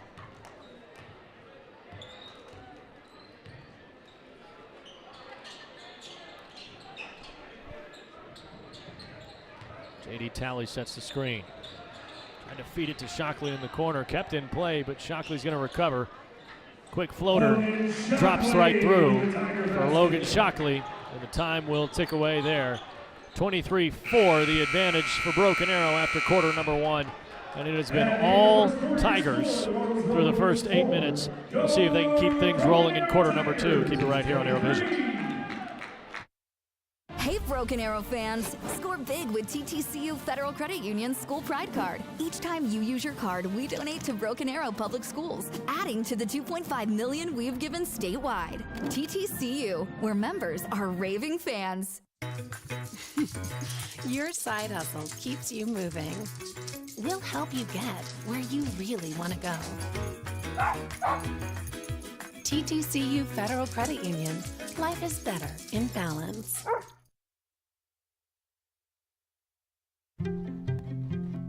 Around the clock, throughout eastern Oklahoma, we're devoted to improving the health of our communities, our home. We are your friends and neighbors. We are the people of St. Francis. Welcome back inside the Tiger Fieldhouse. Timeout just in between quarters there. Tigers with a 19-point advantage. Let's go down to Madison Dildine. She was listening in on the huddle. Yeah, guys, Coach said, hey, the energy's great and the game will get easier if we continue to play the way that we're playing. He looked at Corbin and he said, hey, don't play with your face. Let's use our bodies, Dylan. That's a good way to put it.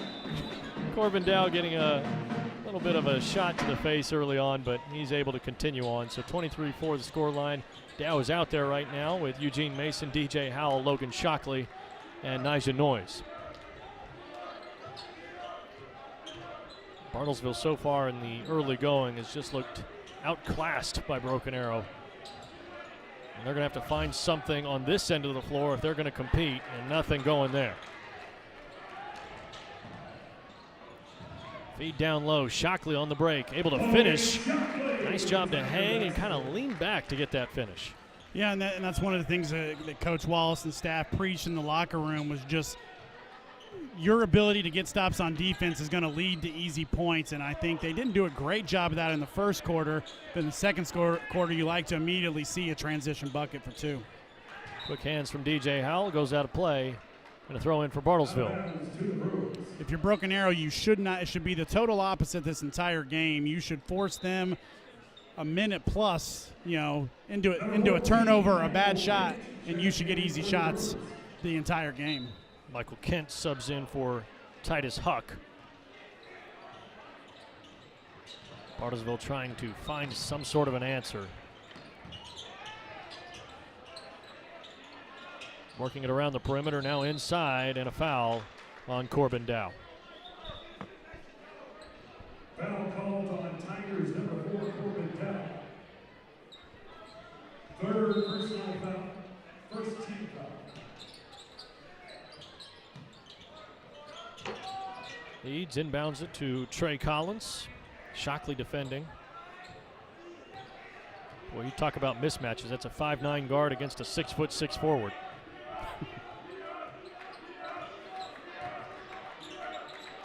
Shot attempt up and good from outside. DJ Howell got in there just a step late and enough room for Trey Collins to fire one through. 25-7, the Tigers still in front by a wide margin. Real quickly, we want to say thank you to our One Club sponsors. First National Bank of Broken Arrow, TTCU Federal Credit Union, Tulsa Bone and Joint, St. Francis, Ascension St. John, Quick Trip, Shields, Broken Arrow Public Schools Foundation, and the Arrow Group. Also want to give a shout out on that note. One of the cool traditions that the Broken Arrow boys team does every home game is they let a local youth team come into the locker room to be a part of the pregame speech with Coach Wallace and company.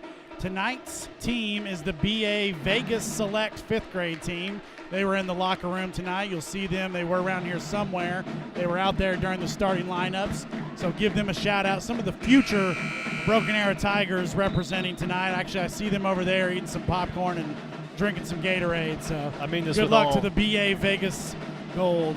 With all sincerity, I don't know what Vegas, the color, looks like. Real quickly, let's go. It's the shade of gold.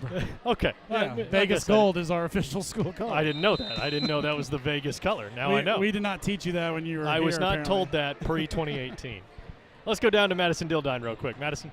Coach's message was very simple. He said we have to continue to communicate and we cannot relax on defense. If we don't relax, they will not score anymore this half. How about Logan Shockley getting another bucket inside? And Dylan, she's probably right, or he's probably right in this case. The only times that they've gotten a shot up is when they relax just a little bit. On that previous possession, that was by far the cleanest look at an outside shot that they got, and they knocked it down. Trey Collins trying to get away from the defender. He can't do so. It'll stay here. Checked into the game after the timeout was number 15, Israel Wilson.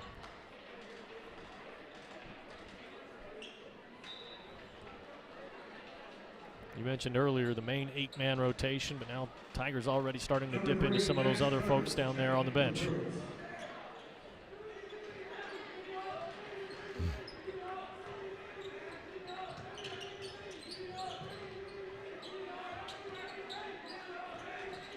Outside it's Eads, Eugene Mason all over him.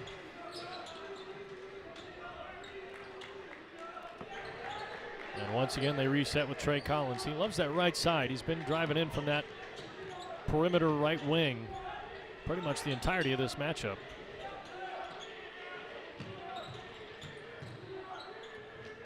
Stolen away, it's DJ Howell on the breakaway. He's only got Collins with him, and he won't get the layup to go, but he will go to the free throw line. Foul called on Bruins number 11, Trey Collins, first personal foul. First team foul. DJ Howell to line, shooting 2. So Howell headed to the free throw line. Mentioned earlier he made all-tournament team along with J.D. Talley in that San Diego Surf and Slam tournament. Boy, they had a quick turnaround on that tournament. Got to say Merry Christmas to their family, and the next morning they're out.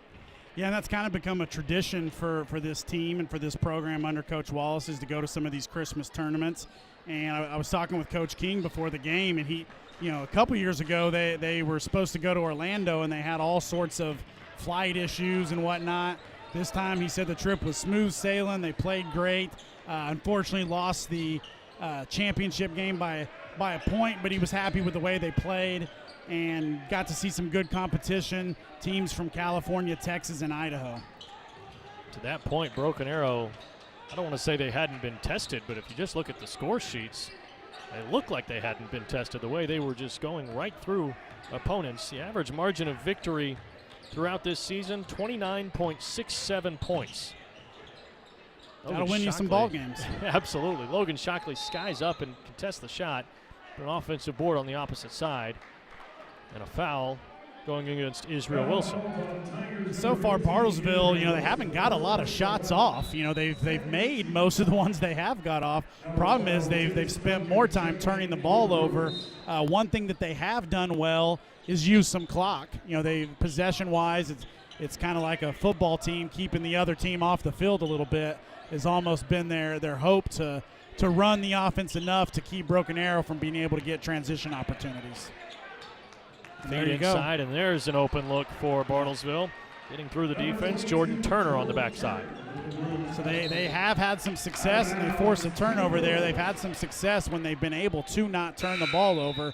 And really impressed, though, with how hard their coach is working on the sidelines right now.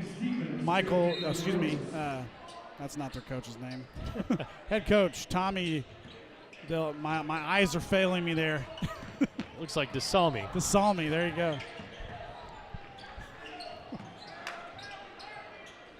That's the youth in eyes compared to your eyes. No, and that's even with my glasses on, unfortunately. I can see very well from far away. I can read you those years on those banners. There you go. Trey Collins outside, driving right, gets around Wilson, but Wilson backside, able to poke it loose. And now 3 substitutions for Broken Arrow. Israel Wilson, Logan Shockley, and DJ Howell check out of the game. J.D. Talley, Devon Wallace, and Anton Wallace back into the game. And all 3 of those guys have been creating turnovers with ease.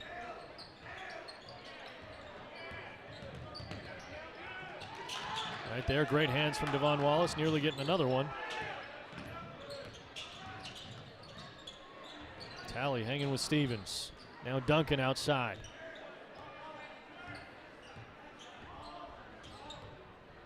Three and a half to go in this second quarter. Ball stolen away. Broken Arrow forcing another turnover, but then turning it right back over. Eugene Mason was ready to launch that ball down court, but didn't have open receivers.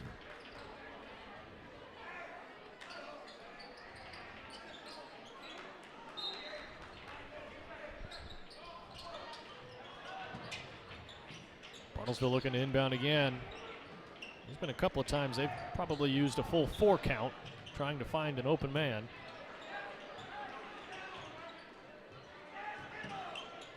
Double team on its way from Noyes.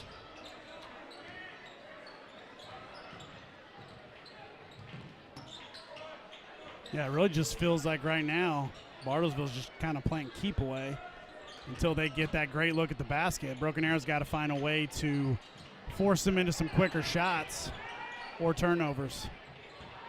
Stevens able to step through after the pump fake. Maybe enough time for a shot there from Hunter Holmes, but he chose not to shoot it. Coach Wallace is coaching right now, wishing he had a shot clock. It's one of those possessions. There's been a couple of those today. And the Tigers, I think as you pointed out, Bartlesville may be doing it on their own end, trying as a strategy to hold on to the ball, but I think there may be some element of Broken Arrow defensively just making it so difficult to find something that they're having to hold on to the ball for extended periods of time. Into the game for BA now, Troy Bell, number 32. Far side Stevens. Service.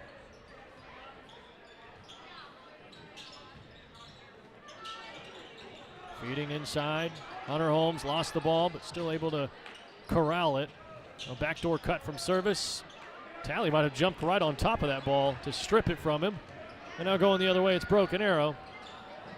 Noyes loses his footing. And it's off to Anton Wallace. Stepping back in the mid-range. Rebound Bell. I believe they're calling a foul down low against Dayton Stevens, and that is the case. So baseline inbound to come. 20-point advantage for Broken Arrow. Slow second quarter here for Broken Arrow. Haven't been able to get a lot of shots. Bartlesville kind of intentionally slowing the pace down, less turnovers. Broken Arrow hits the three there from Noyes. Nigel Noyes makes it look easy. He's got a hand right in front of him, but it's no problem. And it's 32-9.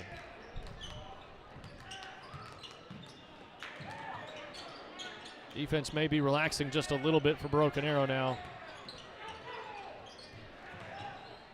Service. Gets it off to Duncan. He'll fade away. All around the rim, but no good. Wallace tries to quick fire to Bell. A couple of pounding dribbles, and he loses control as he's going up. Now Collins the other way. Driving fast, driving hard. Blocked by Talley. And now Noyes on the break. Tries to go right through that contact, and they will call a charge on Nigel Noyes. Well, and that's not the kind of transition you want to run there. You had a guy out ahead you probably should have thrown it to, but I think because he didn't finish on the previous play, he might have had that in the back of his head, but whether that was a charge or not, I couldn't see whether his feet were set, but the problem was Nigel kind of went in there out of control, kind of threw up a layup instead of coming to a jump stop, pump faking, finding a way to get off an easy shot. So, again, this is one of those games, like you said, you're worrying about yourself. And when you have moments like that, where you don't finish, it still gives you talking points even in a game where you're up 32-9, which is what you want as a coaching staff. Absolutely. You really don't want this team to play perfect tonight. You want them to play perfect in March. That's when it really matters. Exactly. And you want to have a big game, easy victory, play plenty of people, but still enough coaching points where you can get ready for next week.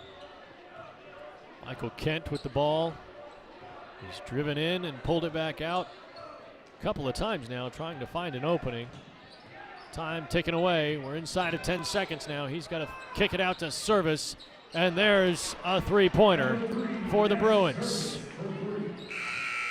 Bartlesville closes out on a high note, 32-12, if you can call that a high note. It's a 20-point deficit for Bartlesville.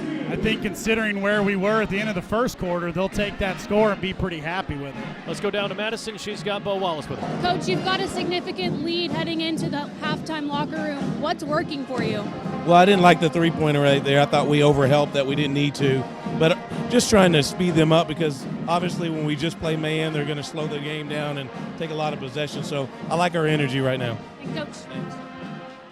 So Bartlesville has been slowing the pace, but the Tigers still able to find 32 points in that first half and build a 20-point lead going into the break.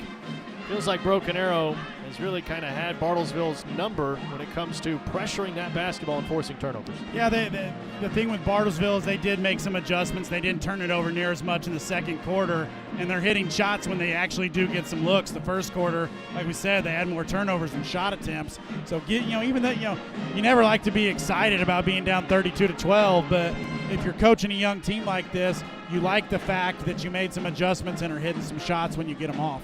Still got 16 more minutes of basketball to play, so don't go anywhere. Keep it right here on ArrowVision for half number 2.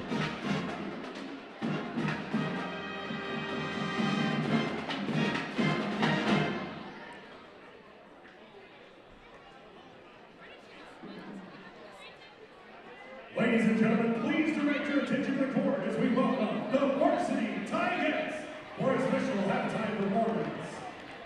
The Tigers are under the direction of head coach Meredith Davis and assistant head coach Aubrey Weatherford. Let's give them a warm round of applause as they take the floor to showcase their incredible talent.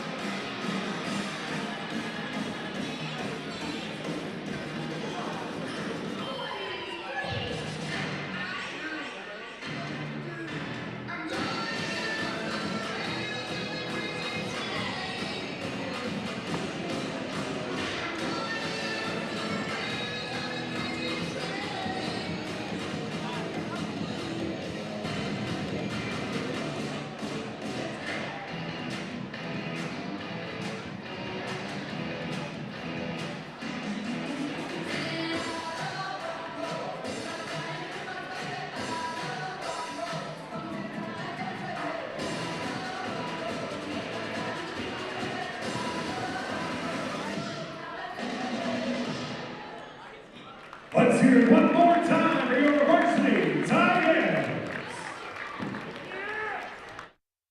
Tiger fans, get on your feet! Make some noise for your new Tigers and football coach,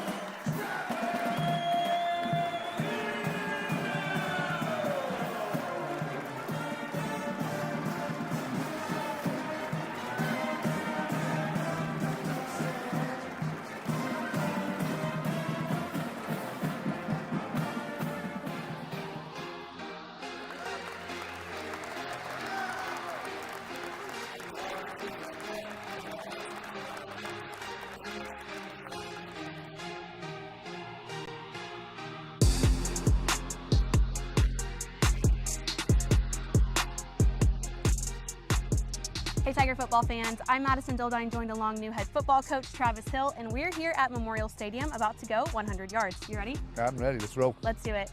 Coach, how excited is your family to have you back with the Tigers? Absolutely. You know, I got 2 young people that graduated from Broken Arrow Public Schools, and the wife, we live right around the corner, old educators, retired now, so they're excited to have us back in the community involved in what I like to do.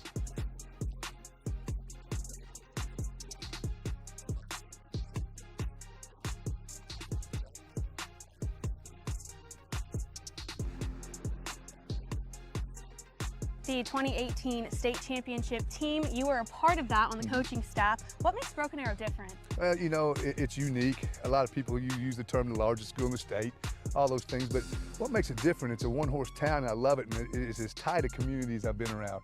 And so that's really exciting. People love to be from here, proud to be from here, and those things are just so unique because you don't see that as much pride as you do in some other communities.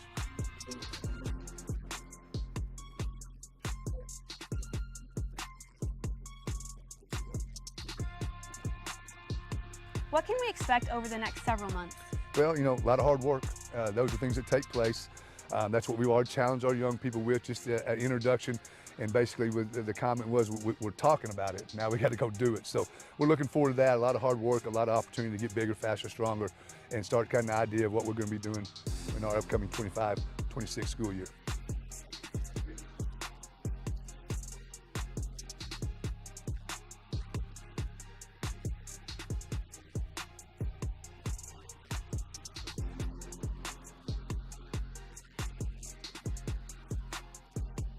What's your message to your future team, your future coaching staff, and obviously Tiger fans? Well, you know, like I said, there's some little things explained to them in there.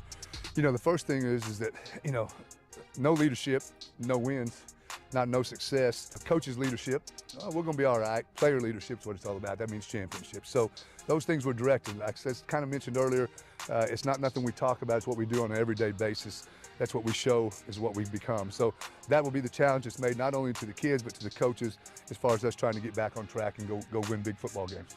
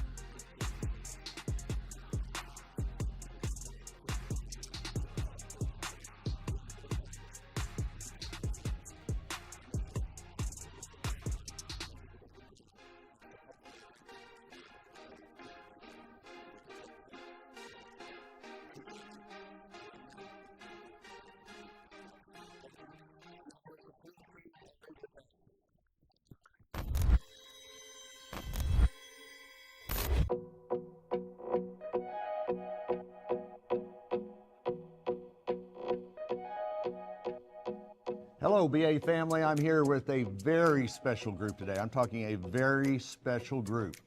In Oklahoma, the very first unified state champion cheer group here today. Awesome. We've got the unified cheer, and then we have their peer mentor group, the freshman Tigette squad here, teamed together. Again, went down to Moore High School and won the very first state championship, as you can see here with the trophy. Very prestigious, big award, so proud of them. Coach Gould here, do you want to talk about that and how all this got started? Yeah, so we started our cheer team about 6 years ago. It took us getting a school program going for Special Olympics Oklahoma to recognize that, hey, cheer isn't going anywhere. So they started doing cheer as a team sport last year and then added it to the OSSAA championships this Awesome. year. So it's been a long process, but it has been awesome. We had Coach Reeser over here step in, and she was our choreographer. I'm going to let her talk just a little bit about her role in everything. Hi, I'm Allie. I coach these wonderful athletes. They did an amazing job. We put in lots of work and time. It was really neat to see their peers get to be one-on-one with each of our athletes. Yeah, it's just an amazing program. So proud of everybody, and again, this sets a legacy for this group and for this next team coming up next year. Thank you all. I'm proud of what you do. Can you help me with this now? Always remember, the best is yet to come.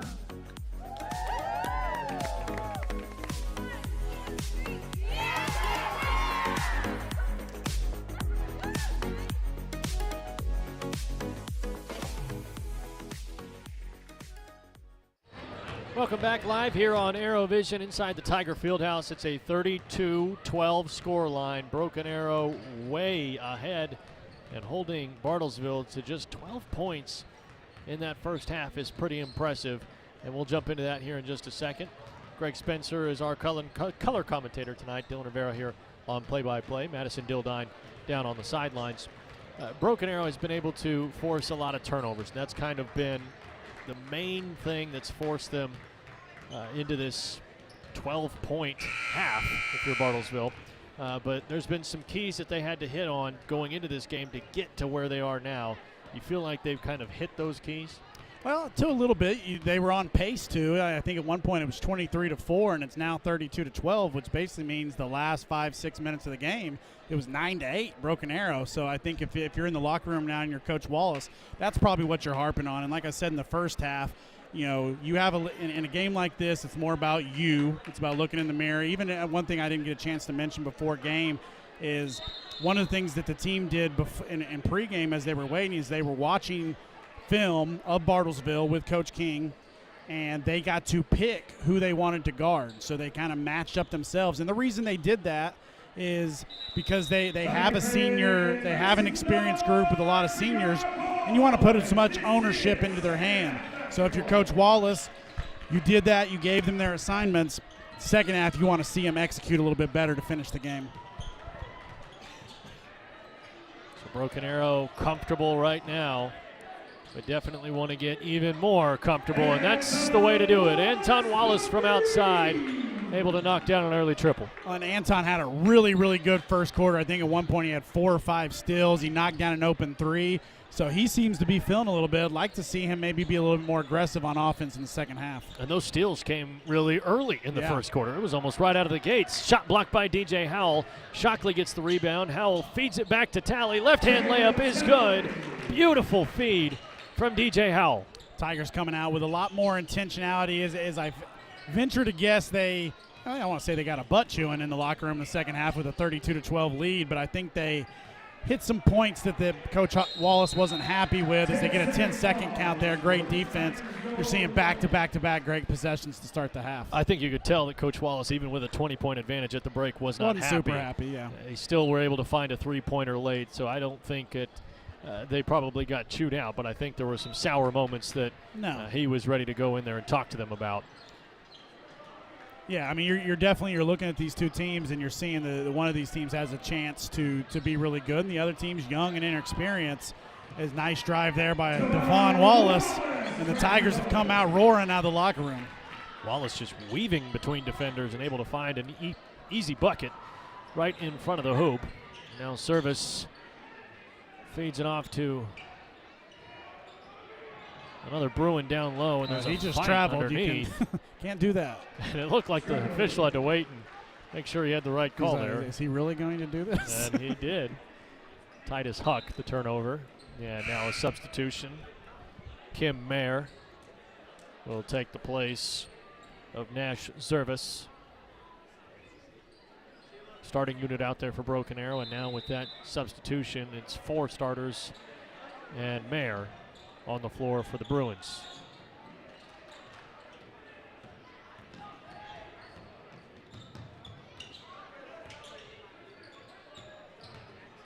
Devon Wallace driving inside, right hand layup, drops right through. Tigers on a 9-0, make it 11-0 run out of the gate. Tally's there. Defensively once again. And he has been all over the place, just the same as Anton Wallace, Howell, Devon Wallace. Everybody's been playing up to the standard defensively. That'll be a foul on DJ Howell. One adjustment, Dylan, I think you've seen out of the locker room is putting Tally at the point of attack on that full court zone press, or I think in the first half it was mostly the other guards, but seeing his versatility right there and how he can kind of wreak havoc. J.D. Tally has those long arms, and so he uses that to his advantage defensively. Comes up with a lot of steals in this case, creating a lot of pressure, but he's also gotten a couple of blocks tonight.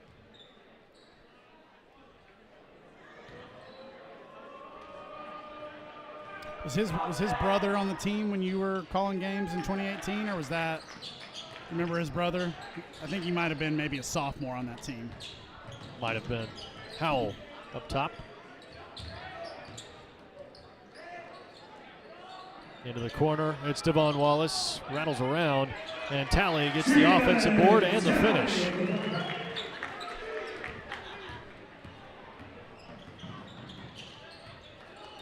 Really aggressive athletic rebound there by Tally.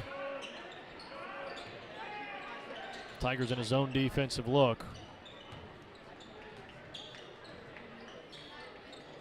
Coach Wallace mentioned going into the halftime break, when they play man defense, Bartlesville just slows the pace and takes their time. Well, and Tigers essentially in kind of a 1-3-1 right now here, it looks like, with Tally at the top of it. And Bartlesville has not been able to solve it so far. This has been about their most successful possession as they get a shot off that time, but Tigers unable to come up with a loose ball rebound. Tally there to swat it away. And now the Tigers taking over in transition. Over to Anton Wallace from Devon Wallace, and it's good for three. They connect for another Tiger basket, and Broken Arrow continues to surmount a huge lead. It's 48-13, Broken Arrow in front. Yeah, cousins to cousins right there, cousin to cousin. Devon to Anton, and Anton, I believe, is 3 for 3 from 3 tonight. Really shooting it with a lot of confidence. Like seeing that aggressiveness from him. Would like to see him shoot it more. He's really improved his outside shot here in his senior year. Anton Wallace with 9 points now on the night. That's J.D. Tally has 10 points. DJ Howell with 4, Logan Shockley with 8, and Devon Wallace with 8 as well. And that lead ballooned pretty quickly. Tigers up 16-1 here with less than half the third quarter played, Dylan. Bartlesville has been kind of fighting uphill this past season, really more than this past season, but Broken Arrow in their last meeting got the win 58-32 on February 22nd. Of 2024. That was in regional play. Bruins came in tonight off of a 46-28 loss, lost by 18 points to Enid. And Enid's number 5 in District 4, so you can imagine playing number 1 in District 4 probably not going to go their way. 3 subs in for Broken Arrow.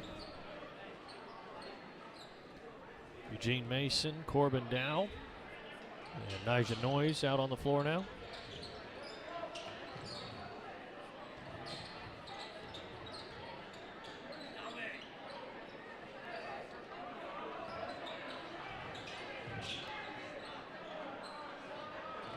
This is service.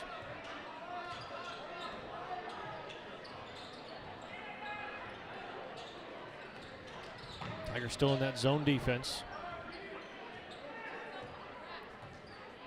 Michael Kent patiently dribbling up top. Wish we had a stopwatch for how long these possessions are taking. Bartlesville has been very, very patient on offense. When they've been able to. Exactly. Michael Kent over to Jordan Turner, now in the corner with Kim Mayer. Oh. Noyes, active hands, picks off the pass. He'll be able to drive inside. Ball poked loose on his way up, and it will stay Broken Arrow basketball. Good job by Nigel getting in the passing lanes. Would have liked to see him take that up with a little more solid strength and fundamentals and keep from getting stripped from behind. So he could have gone to the line for an and one instead of throwing it in bounds.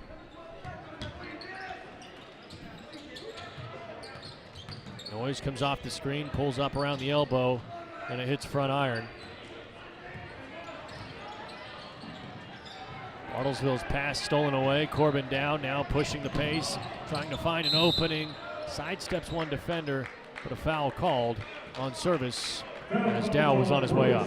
Corbin Dow trying to use those long legs to get from nearly the three-point line to the rack before he got tied up there without a dribble. It's going to be a long-armed finger roll on the way. Broken Arrow maintaining possession here. Anton Wallace up top. Gets around service. May be able to call a foul on him as he tried to strip it, but Wallace gets the finish anyway. Automatic Anton tonight. 4 shot attempts, 4 makes. Impressive game so far by the senior guard. Getting it done on both ends of the floor. Pass just thrown away by Dayton Stevens. And a timeout for Bartlesville, so we will take one with him. We'll come right back here on ArrowVision with more third quarter basketball.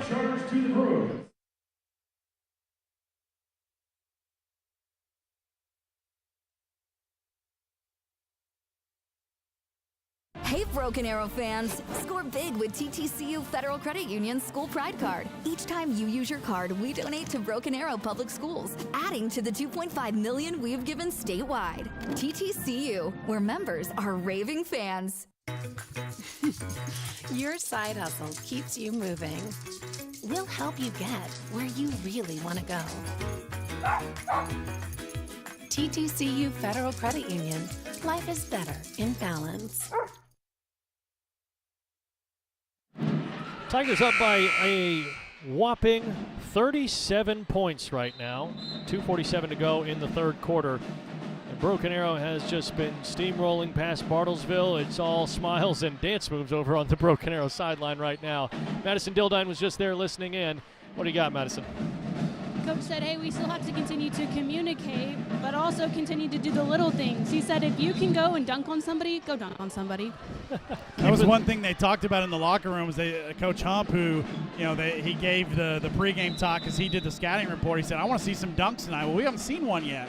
You've seen an impressive 18-1 third quarter so far, but no dunks. Keeping the energy high, at least. That's the good news. Eugene Mason driving inside. He'll take some contact and go to the free throw line. Talking about Coach Hump, who's been here the longest, one of the things I like about this staff is the experience that they have on that sidelines, the difference from Coach Dolan on to Coach Hump, guy that just played here a few years ago versus a guy that was coaching back in '97 and even earlier. And each game they kind of a different coach does the scouting report. Tonight was Coach Hump, so he talks for a while, goes over the scouting report for Coach Wallace, kind of comes in for the save and closes things out and gives the rest of the speech. So love the way Coach Wallace involves his entire excellent, experienced staff. Well, not only that, but the experience here at Broken Arrow. You don't see places where there's so much longevity with a singular coaching staff, and that's been the case here at Broken Arrow. Bo Wallace has been here well over a decade now. And so, too, have his assistants who have been here with him for almost the entirety of that tenure. Yep. Dayton Stevens tried to corral that pass. He's still rolling around on the floor, and there is the travel call. And that's when, even though Broken Arrow is going to get it on the possession arrow, that's one of the things when you watch this game in the film room is you had a loose ball there. that you had the angle and had a chance to get, and instead they got it. You had to tie them up. So, like we said, little things. You're worrying about yourself and what are you doing right, what are you doing wrong, and that's one of those things when you're watching film you can point to as a coach. I think if Dayton Stevens had taken that same move over to the event center, he would have gotten a couple of points for that. The wrestling team. He would have had better luck than the rest of the Owasso Rams wrestling squad tonight. Wrestling team in action on senior night, getting a good victory over Owasso. And if you were just tuning into that one and flipped it on over, we welcome you over to the Tiger Fieldhouse. Yeah, victories all around so far for Broken Arrow Athletics. Wrestling wins, girls basketball wins. 2025 might just be the year of the Tigers. Yeah, exactly. It's brought you back just in time. Of course, if you were watching the halftime show, we showed the ArrowVision video of Coach Travis Hill's 100 yards with Madison, his introductory press conference. Is a lot of excitement about what he's going to do to bring back the success of the football program. There it is. Eugene Mason was looking to make a statement, and he just did so. I would have ended my talk a little sooner there had I known that was going to happen. Well, we can watch it again. Eugene Mason crossing over and going right over the top of the undersized defender, and look at that smile. He was happy about that one. The teammates loving it. Everybody out of their seats for that one. Yeah, that was pretty special there by the sophomore, and Coach Hump gets his dunk. I'm sure he'd like to see more, but Tigers extend their third quarter lead to 20-1. Impressive job there by the sophomore, getting up and throwing it down. I think when they came out of that quarter break, he drove downhill, and it looked like he was just going to try it on the first possession, but he got stopped. There was some contact and another Bruin down there down low, but this time on the full-speed sprint, he was able to get his steps just right, and Dennis Duncan has seen better days. The bench nearly mobbed him at half court there. Hopefully there was an actual timeout called. So 52-13, and those 51st and 52nd points were definitely the most thrilling of the night. 1:11 still to go here in this third quarter. And it looks like Dennis Duncan, the player who got dunked on, is still smiling, so I think he's having some fun with it as well. I saw Wimby get dunked on by what's his name from the Bulls last night. Did you see that one? By Kobe White. Yeah, Kobe White. So if Wimby can get dunked on, you can't feel too embarrassed about that. From my playing days, I never actually got dunked on in a game. And so I always joked that one day I'd like to see what it feels like. And I never, in my playing days, got dunked on, so I never found out. I got dunked on in a scrimmage once. I believe it was my sophomore year in high school at Tulsa McLean. We were in a scrimmage. Again, I forget the guy's name, but he ended up playing at ORU. It was about a 6'6", big dude. And it wasn't fun, so I don't recommend it. I was just trying to get in there and take a charge and paid the price for it. That's the right way to play basketball, Greg. Yeah, I can't say I tried to take too many charges, though, if I'm being honest. Especially after that happened. Tigers able to slow Bartlesville down. They were trying to create something there on the right wing, but couldn't do so. Service had Shockley hanging on his hip. Can't get the shot up. Still trying to find enough room to get something up in the air, and they're just going to have to fire away from outside. Kent's shot nowhere near the rim. 52-13, and we close out quarter number 3. Should be an easy ride to victory as the fourth quarter is right around the corner, so don't go anywhere. Keep it right here on ArrowVision. Around the clock, throughout eastern Oklahoma, we're devoted to improving the health of our communities, our home. We are your friends and neighbors. We are the people of St. Francis. Shields is now open at the Woodland Hills Mall in Tulsa, and we can't thank you enough for the warm welcome. Whether you love the great outdoors, sports, or fashion, Shields has something for everyone. Our passionate and knowledgeable Shields experts are excited to welcome you to explore thousands of brands and premium products. From our golf simulator, service shop, archery lanes, and more, we're ready to get you fitted with the best gear for you. We can't wait to see you at Shields. I'm curious who's having the most fun tonight, whether it's the Tigers out on the floor, the Tigers in the stands. They are doing the wave right now, keeping things light, keeping things fun. 52-13 advantage, and we'll go down to Madison Dildine and pick it up with her. Coach Wallace said, hey, they know they're in sort of a panic right here. They will hold the ball for 45 seconds if they need to. Meet them at half court and go have some fun. Dylan? Well, I hope it's only 45 seconds. They've been holding it for maybe a little bit longer here on a couple of possessions. 52-13 score line, 8 minutes on the clock, and Bartlesville inbounds. So 20-1 was the final there in the third quarter. Tigers extended that lead after a little bit of a disappointing end to the first half. So I know Coach Wallace liked what he saw from both ends of the floor. So if my count is right, it was 4 points scored in the first, 8 scored in the second, and this may be a big 2 for the Tigers.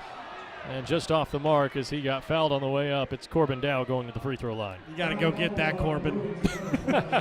he tried to go. He tried to take a little too much there, going for the reverse dunk instead of had a chance to throw it down on the right hand side and paid for it. Now he's only going to get free throws. So he's going to watch this back tonight or tomorrow and regret that decision, I bet. I'm sure if Connor Dow, his older brother's watching, he might shoot him a text later tonight. Yeah. But I will give him credit. He had one of the best in-game dunks I have seen in my 11 years here at Broken Arrow High School in the last game against Edmond North. We put out a video of it on Instagram and Twitter, and it was spectacular.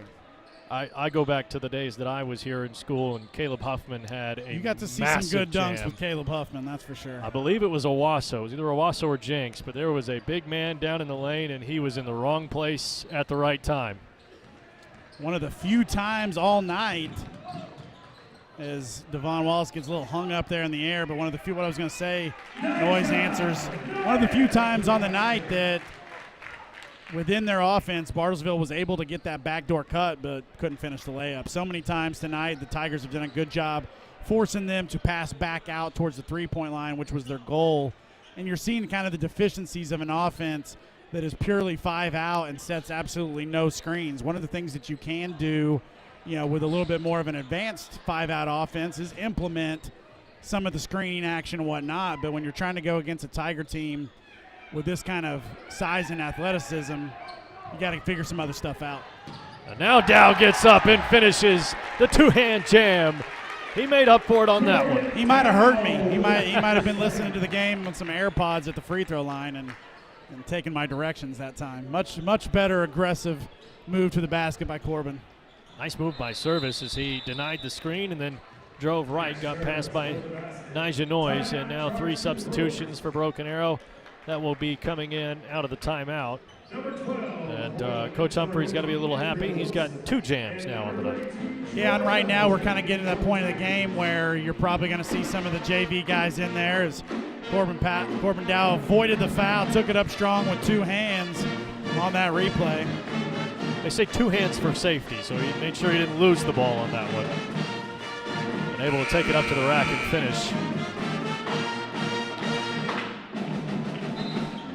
58-15. The substitutions coming out for Broken Arrow is Troy Bell, number 32, who's been on the floor once already, as well as Israel Wilson. The first appearance on the night for Coy Lemons, number 12, the junior forward, listed at 6'6", and that continues to play into that advantage size-wise that we've seen all night for Broken Arrow.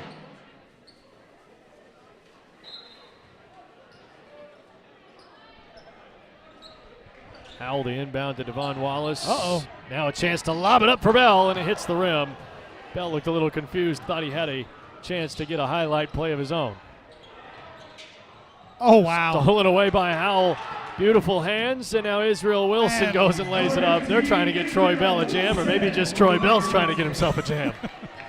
Shout out to Troy Bell's sister, Jasmine Bell, another former ArrowVision student who's a freshman in college now at NEO. And just in case she's watching tonight, she's playing volleyball out there. Did an outstanding job working for ArrowVision for 3 years, both on camera and behind the scenes, and that's her brother Troy Bell getting some varsity action right now. Troy Bell is working for a jam. We'll see if he can get himself a dunk here in this last 5.5 minutes. Tigers up by a whopping 45 points.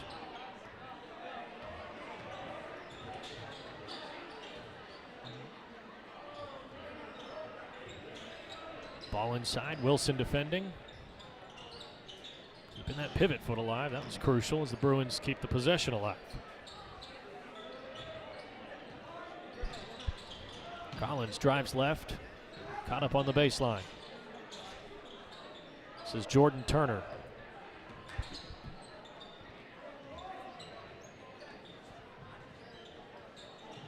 Collins fires up from outside. He hit one earlier. Now the outlet pass, and here goes Troy Bell. 2 hands for safety. And he was looking for it, and he found it. He definitely seemed like he was on a mission since this quarter started to do exactly what he did just there. And nearly got the block there, but instead it's Wilson down low, and now it's DJ Howell's turn to get in on the dunk party. Might be a time to get DJ out of the game right now after that dunk. Let him finish on a good note. And got some subs checking into the game for the last 4 minutes. And that may just be what they're doing. James Jones subs on, as well as Jacob Gardner. They take the place of Devon Wallace and DJ Howell.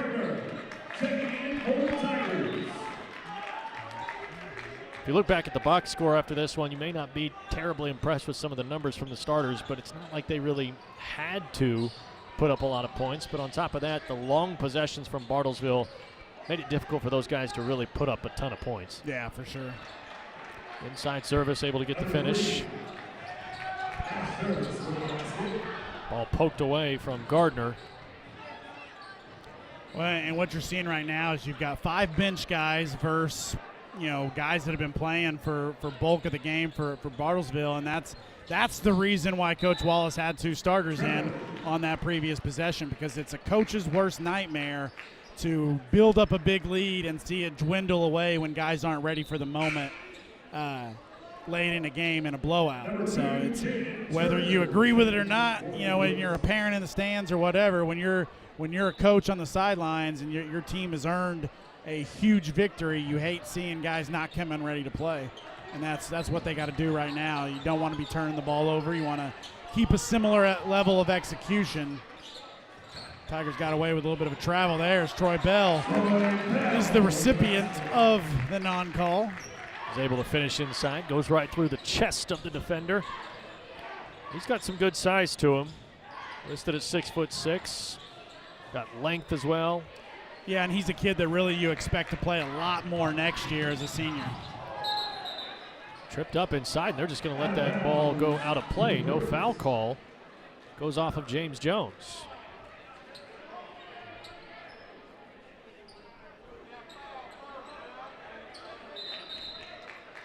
Substitution for Bartlesville brings Michael Kent back in. Number 14, Michael Kent, checking in for the Bruins. 3 minutes to go.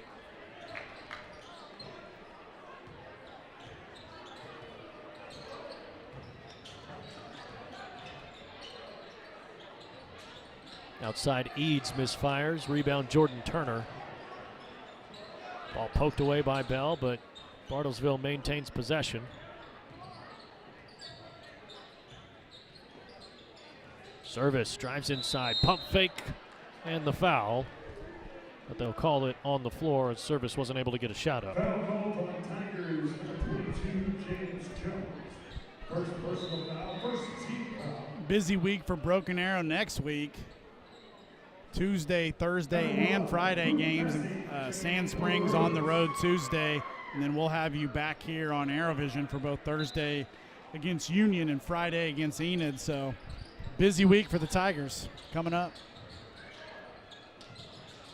And I think it was you that was talking about how the girls have like 10 games in 16 days coming up because they got some tournaments. Well, they went from Tournament of Champions. Yeah. The game tonight against Bartlesville, then go straight into the Bartlesville tournament.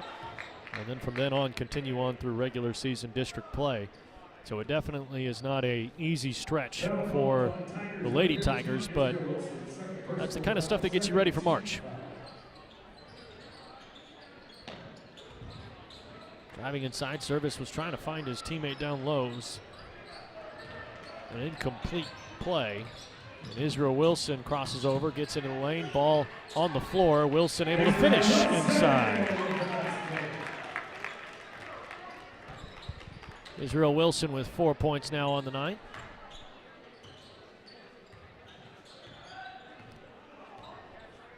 Tigers, you mentioned, going up against Sand Springs next. That's on January 14th, 8 p.m. start.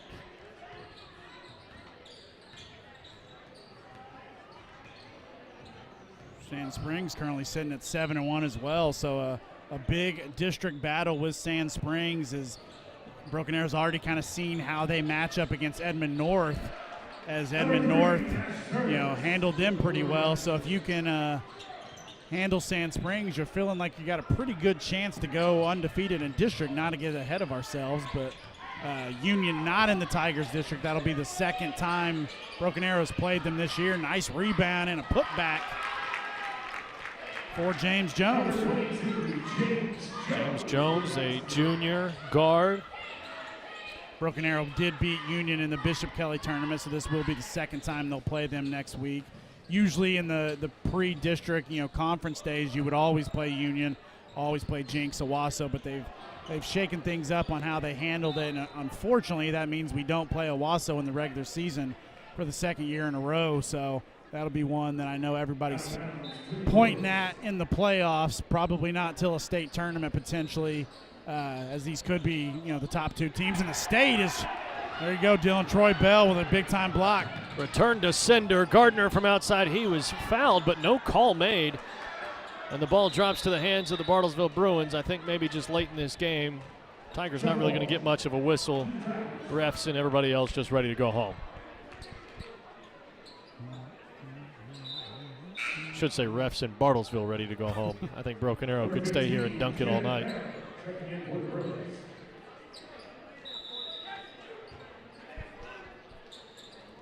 Inbounding is Israel Wilson. Jacob Gardner with Kim Mayer defending. Inside, Troy Bell. Size advantage comes in handy. He's able to get the finish inside. Like you mentioned, he's the kind of guy that can play a lot of minutes next year. Yeah, because if you look at the roster, Tigers will be losing a lot of guys, senior-heavy team, and not a lot. Not only one sophomore on the roster. Because Troy's going to have a chance to put an emphatic in, and he gets stripped from behind. They were a little late getting him the ball. He was ready for a show, but not able to get it there in time. And Michael Kent able to poke it loose and send it out of play. We should close things out right here. 72-19, inbounded to James Jones. I believe James has been instructed to hold the ball. I was going to say, if the Tigers fire up a shot here, I'd be a little surprised. I think this is where we'll close things out with a massive 53-point win for Broken Arrow. 72-29 your final score. Tigers make it 10 wins on the season. They are 10-1 overall, 5-0 in District 4. And they made it look easy tonight against a Bartlesville team that is going to be climbing an uphill battle throughout this season. Yeah, hot start by the Tigers, got out to that big lead, a little sluggish in the second quarter. We talked about, going into halftime, it was a 9-8 run there, or 8-9 run by Bartlesville, but an emphatic answer in the second half by Broken Arrow, outscoring the Bruins 40-7. And again, I think it was kind of same kind of deal where they probably forced Bartlesville into more turnovers than shot attempts. Only allowed 4 points in that first quarter and only allowed 1 point in the third quarter. So did really really going to well. have to work on those second and fourth quarters. A lot of sluggish basketball. Did really well coming out of those breaks. And we'll toss it down to Madison Dildine, who's got Bo Wallace with her. Coach, all your guys got minutes tonight. Who stood out to you? I think the dunk was big for Gene, but I thought Devon played well, Anton played well, and some of our other guys that probably people don't talk about very much, they finally starting to play like we thought they could play early in the year. So I was just happy with our team. Like, we wanted to keep it under 30 and 19. I know their lowest so far this year was 22, so I'm pretty happy about that defensively. All night long, you emphasized doing the little things the right way. What worked and what do you want to work on? Well, just that. I mean, as we go into the season, the games are going to continue to get harder, and then you get to playoffs and all that. But so we just got to keep fine-tuning our things that really matter. Thanks, Coach. Thanks. I think you know that scoring less than 22 was a benchmark for this team if Coach Wallace is reciting their lowest point total in the post-game interview. Yeah, almost as an impressive defensive job as the Thunder did the other night on Boston, holding them to 27 points in the second. A little bit different competition, but, yeah, like we said from the get-go, this was all about Broken Arrow and how they handled coming out of Christmas, and they handled it pretty well. You know, you did enough good things where you feel good about the way you played, but there's still a few things here and there that you can point to when you watch this back in preparation for what they got next. Every game there's something you can take away and point to and say, you know what, we've got to get a little better in this area or that area. In this game, I think maybe you just point at some of that defensive effort at times, especially on those long possessions, not getting caught up in just relaxing and saying, all right, well, they're just going to keep dribbling it around, because eventually that shot's going to go up. Yeah, and, you know, this is a rare case. You're not going to play a lot of teams that you just outman as much at this level.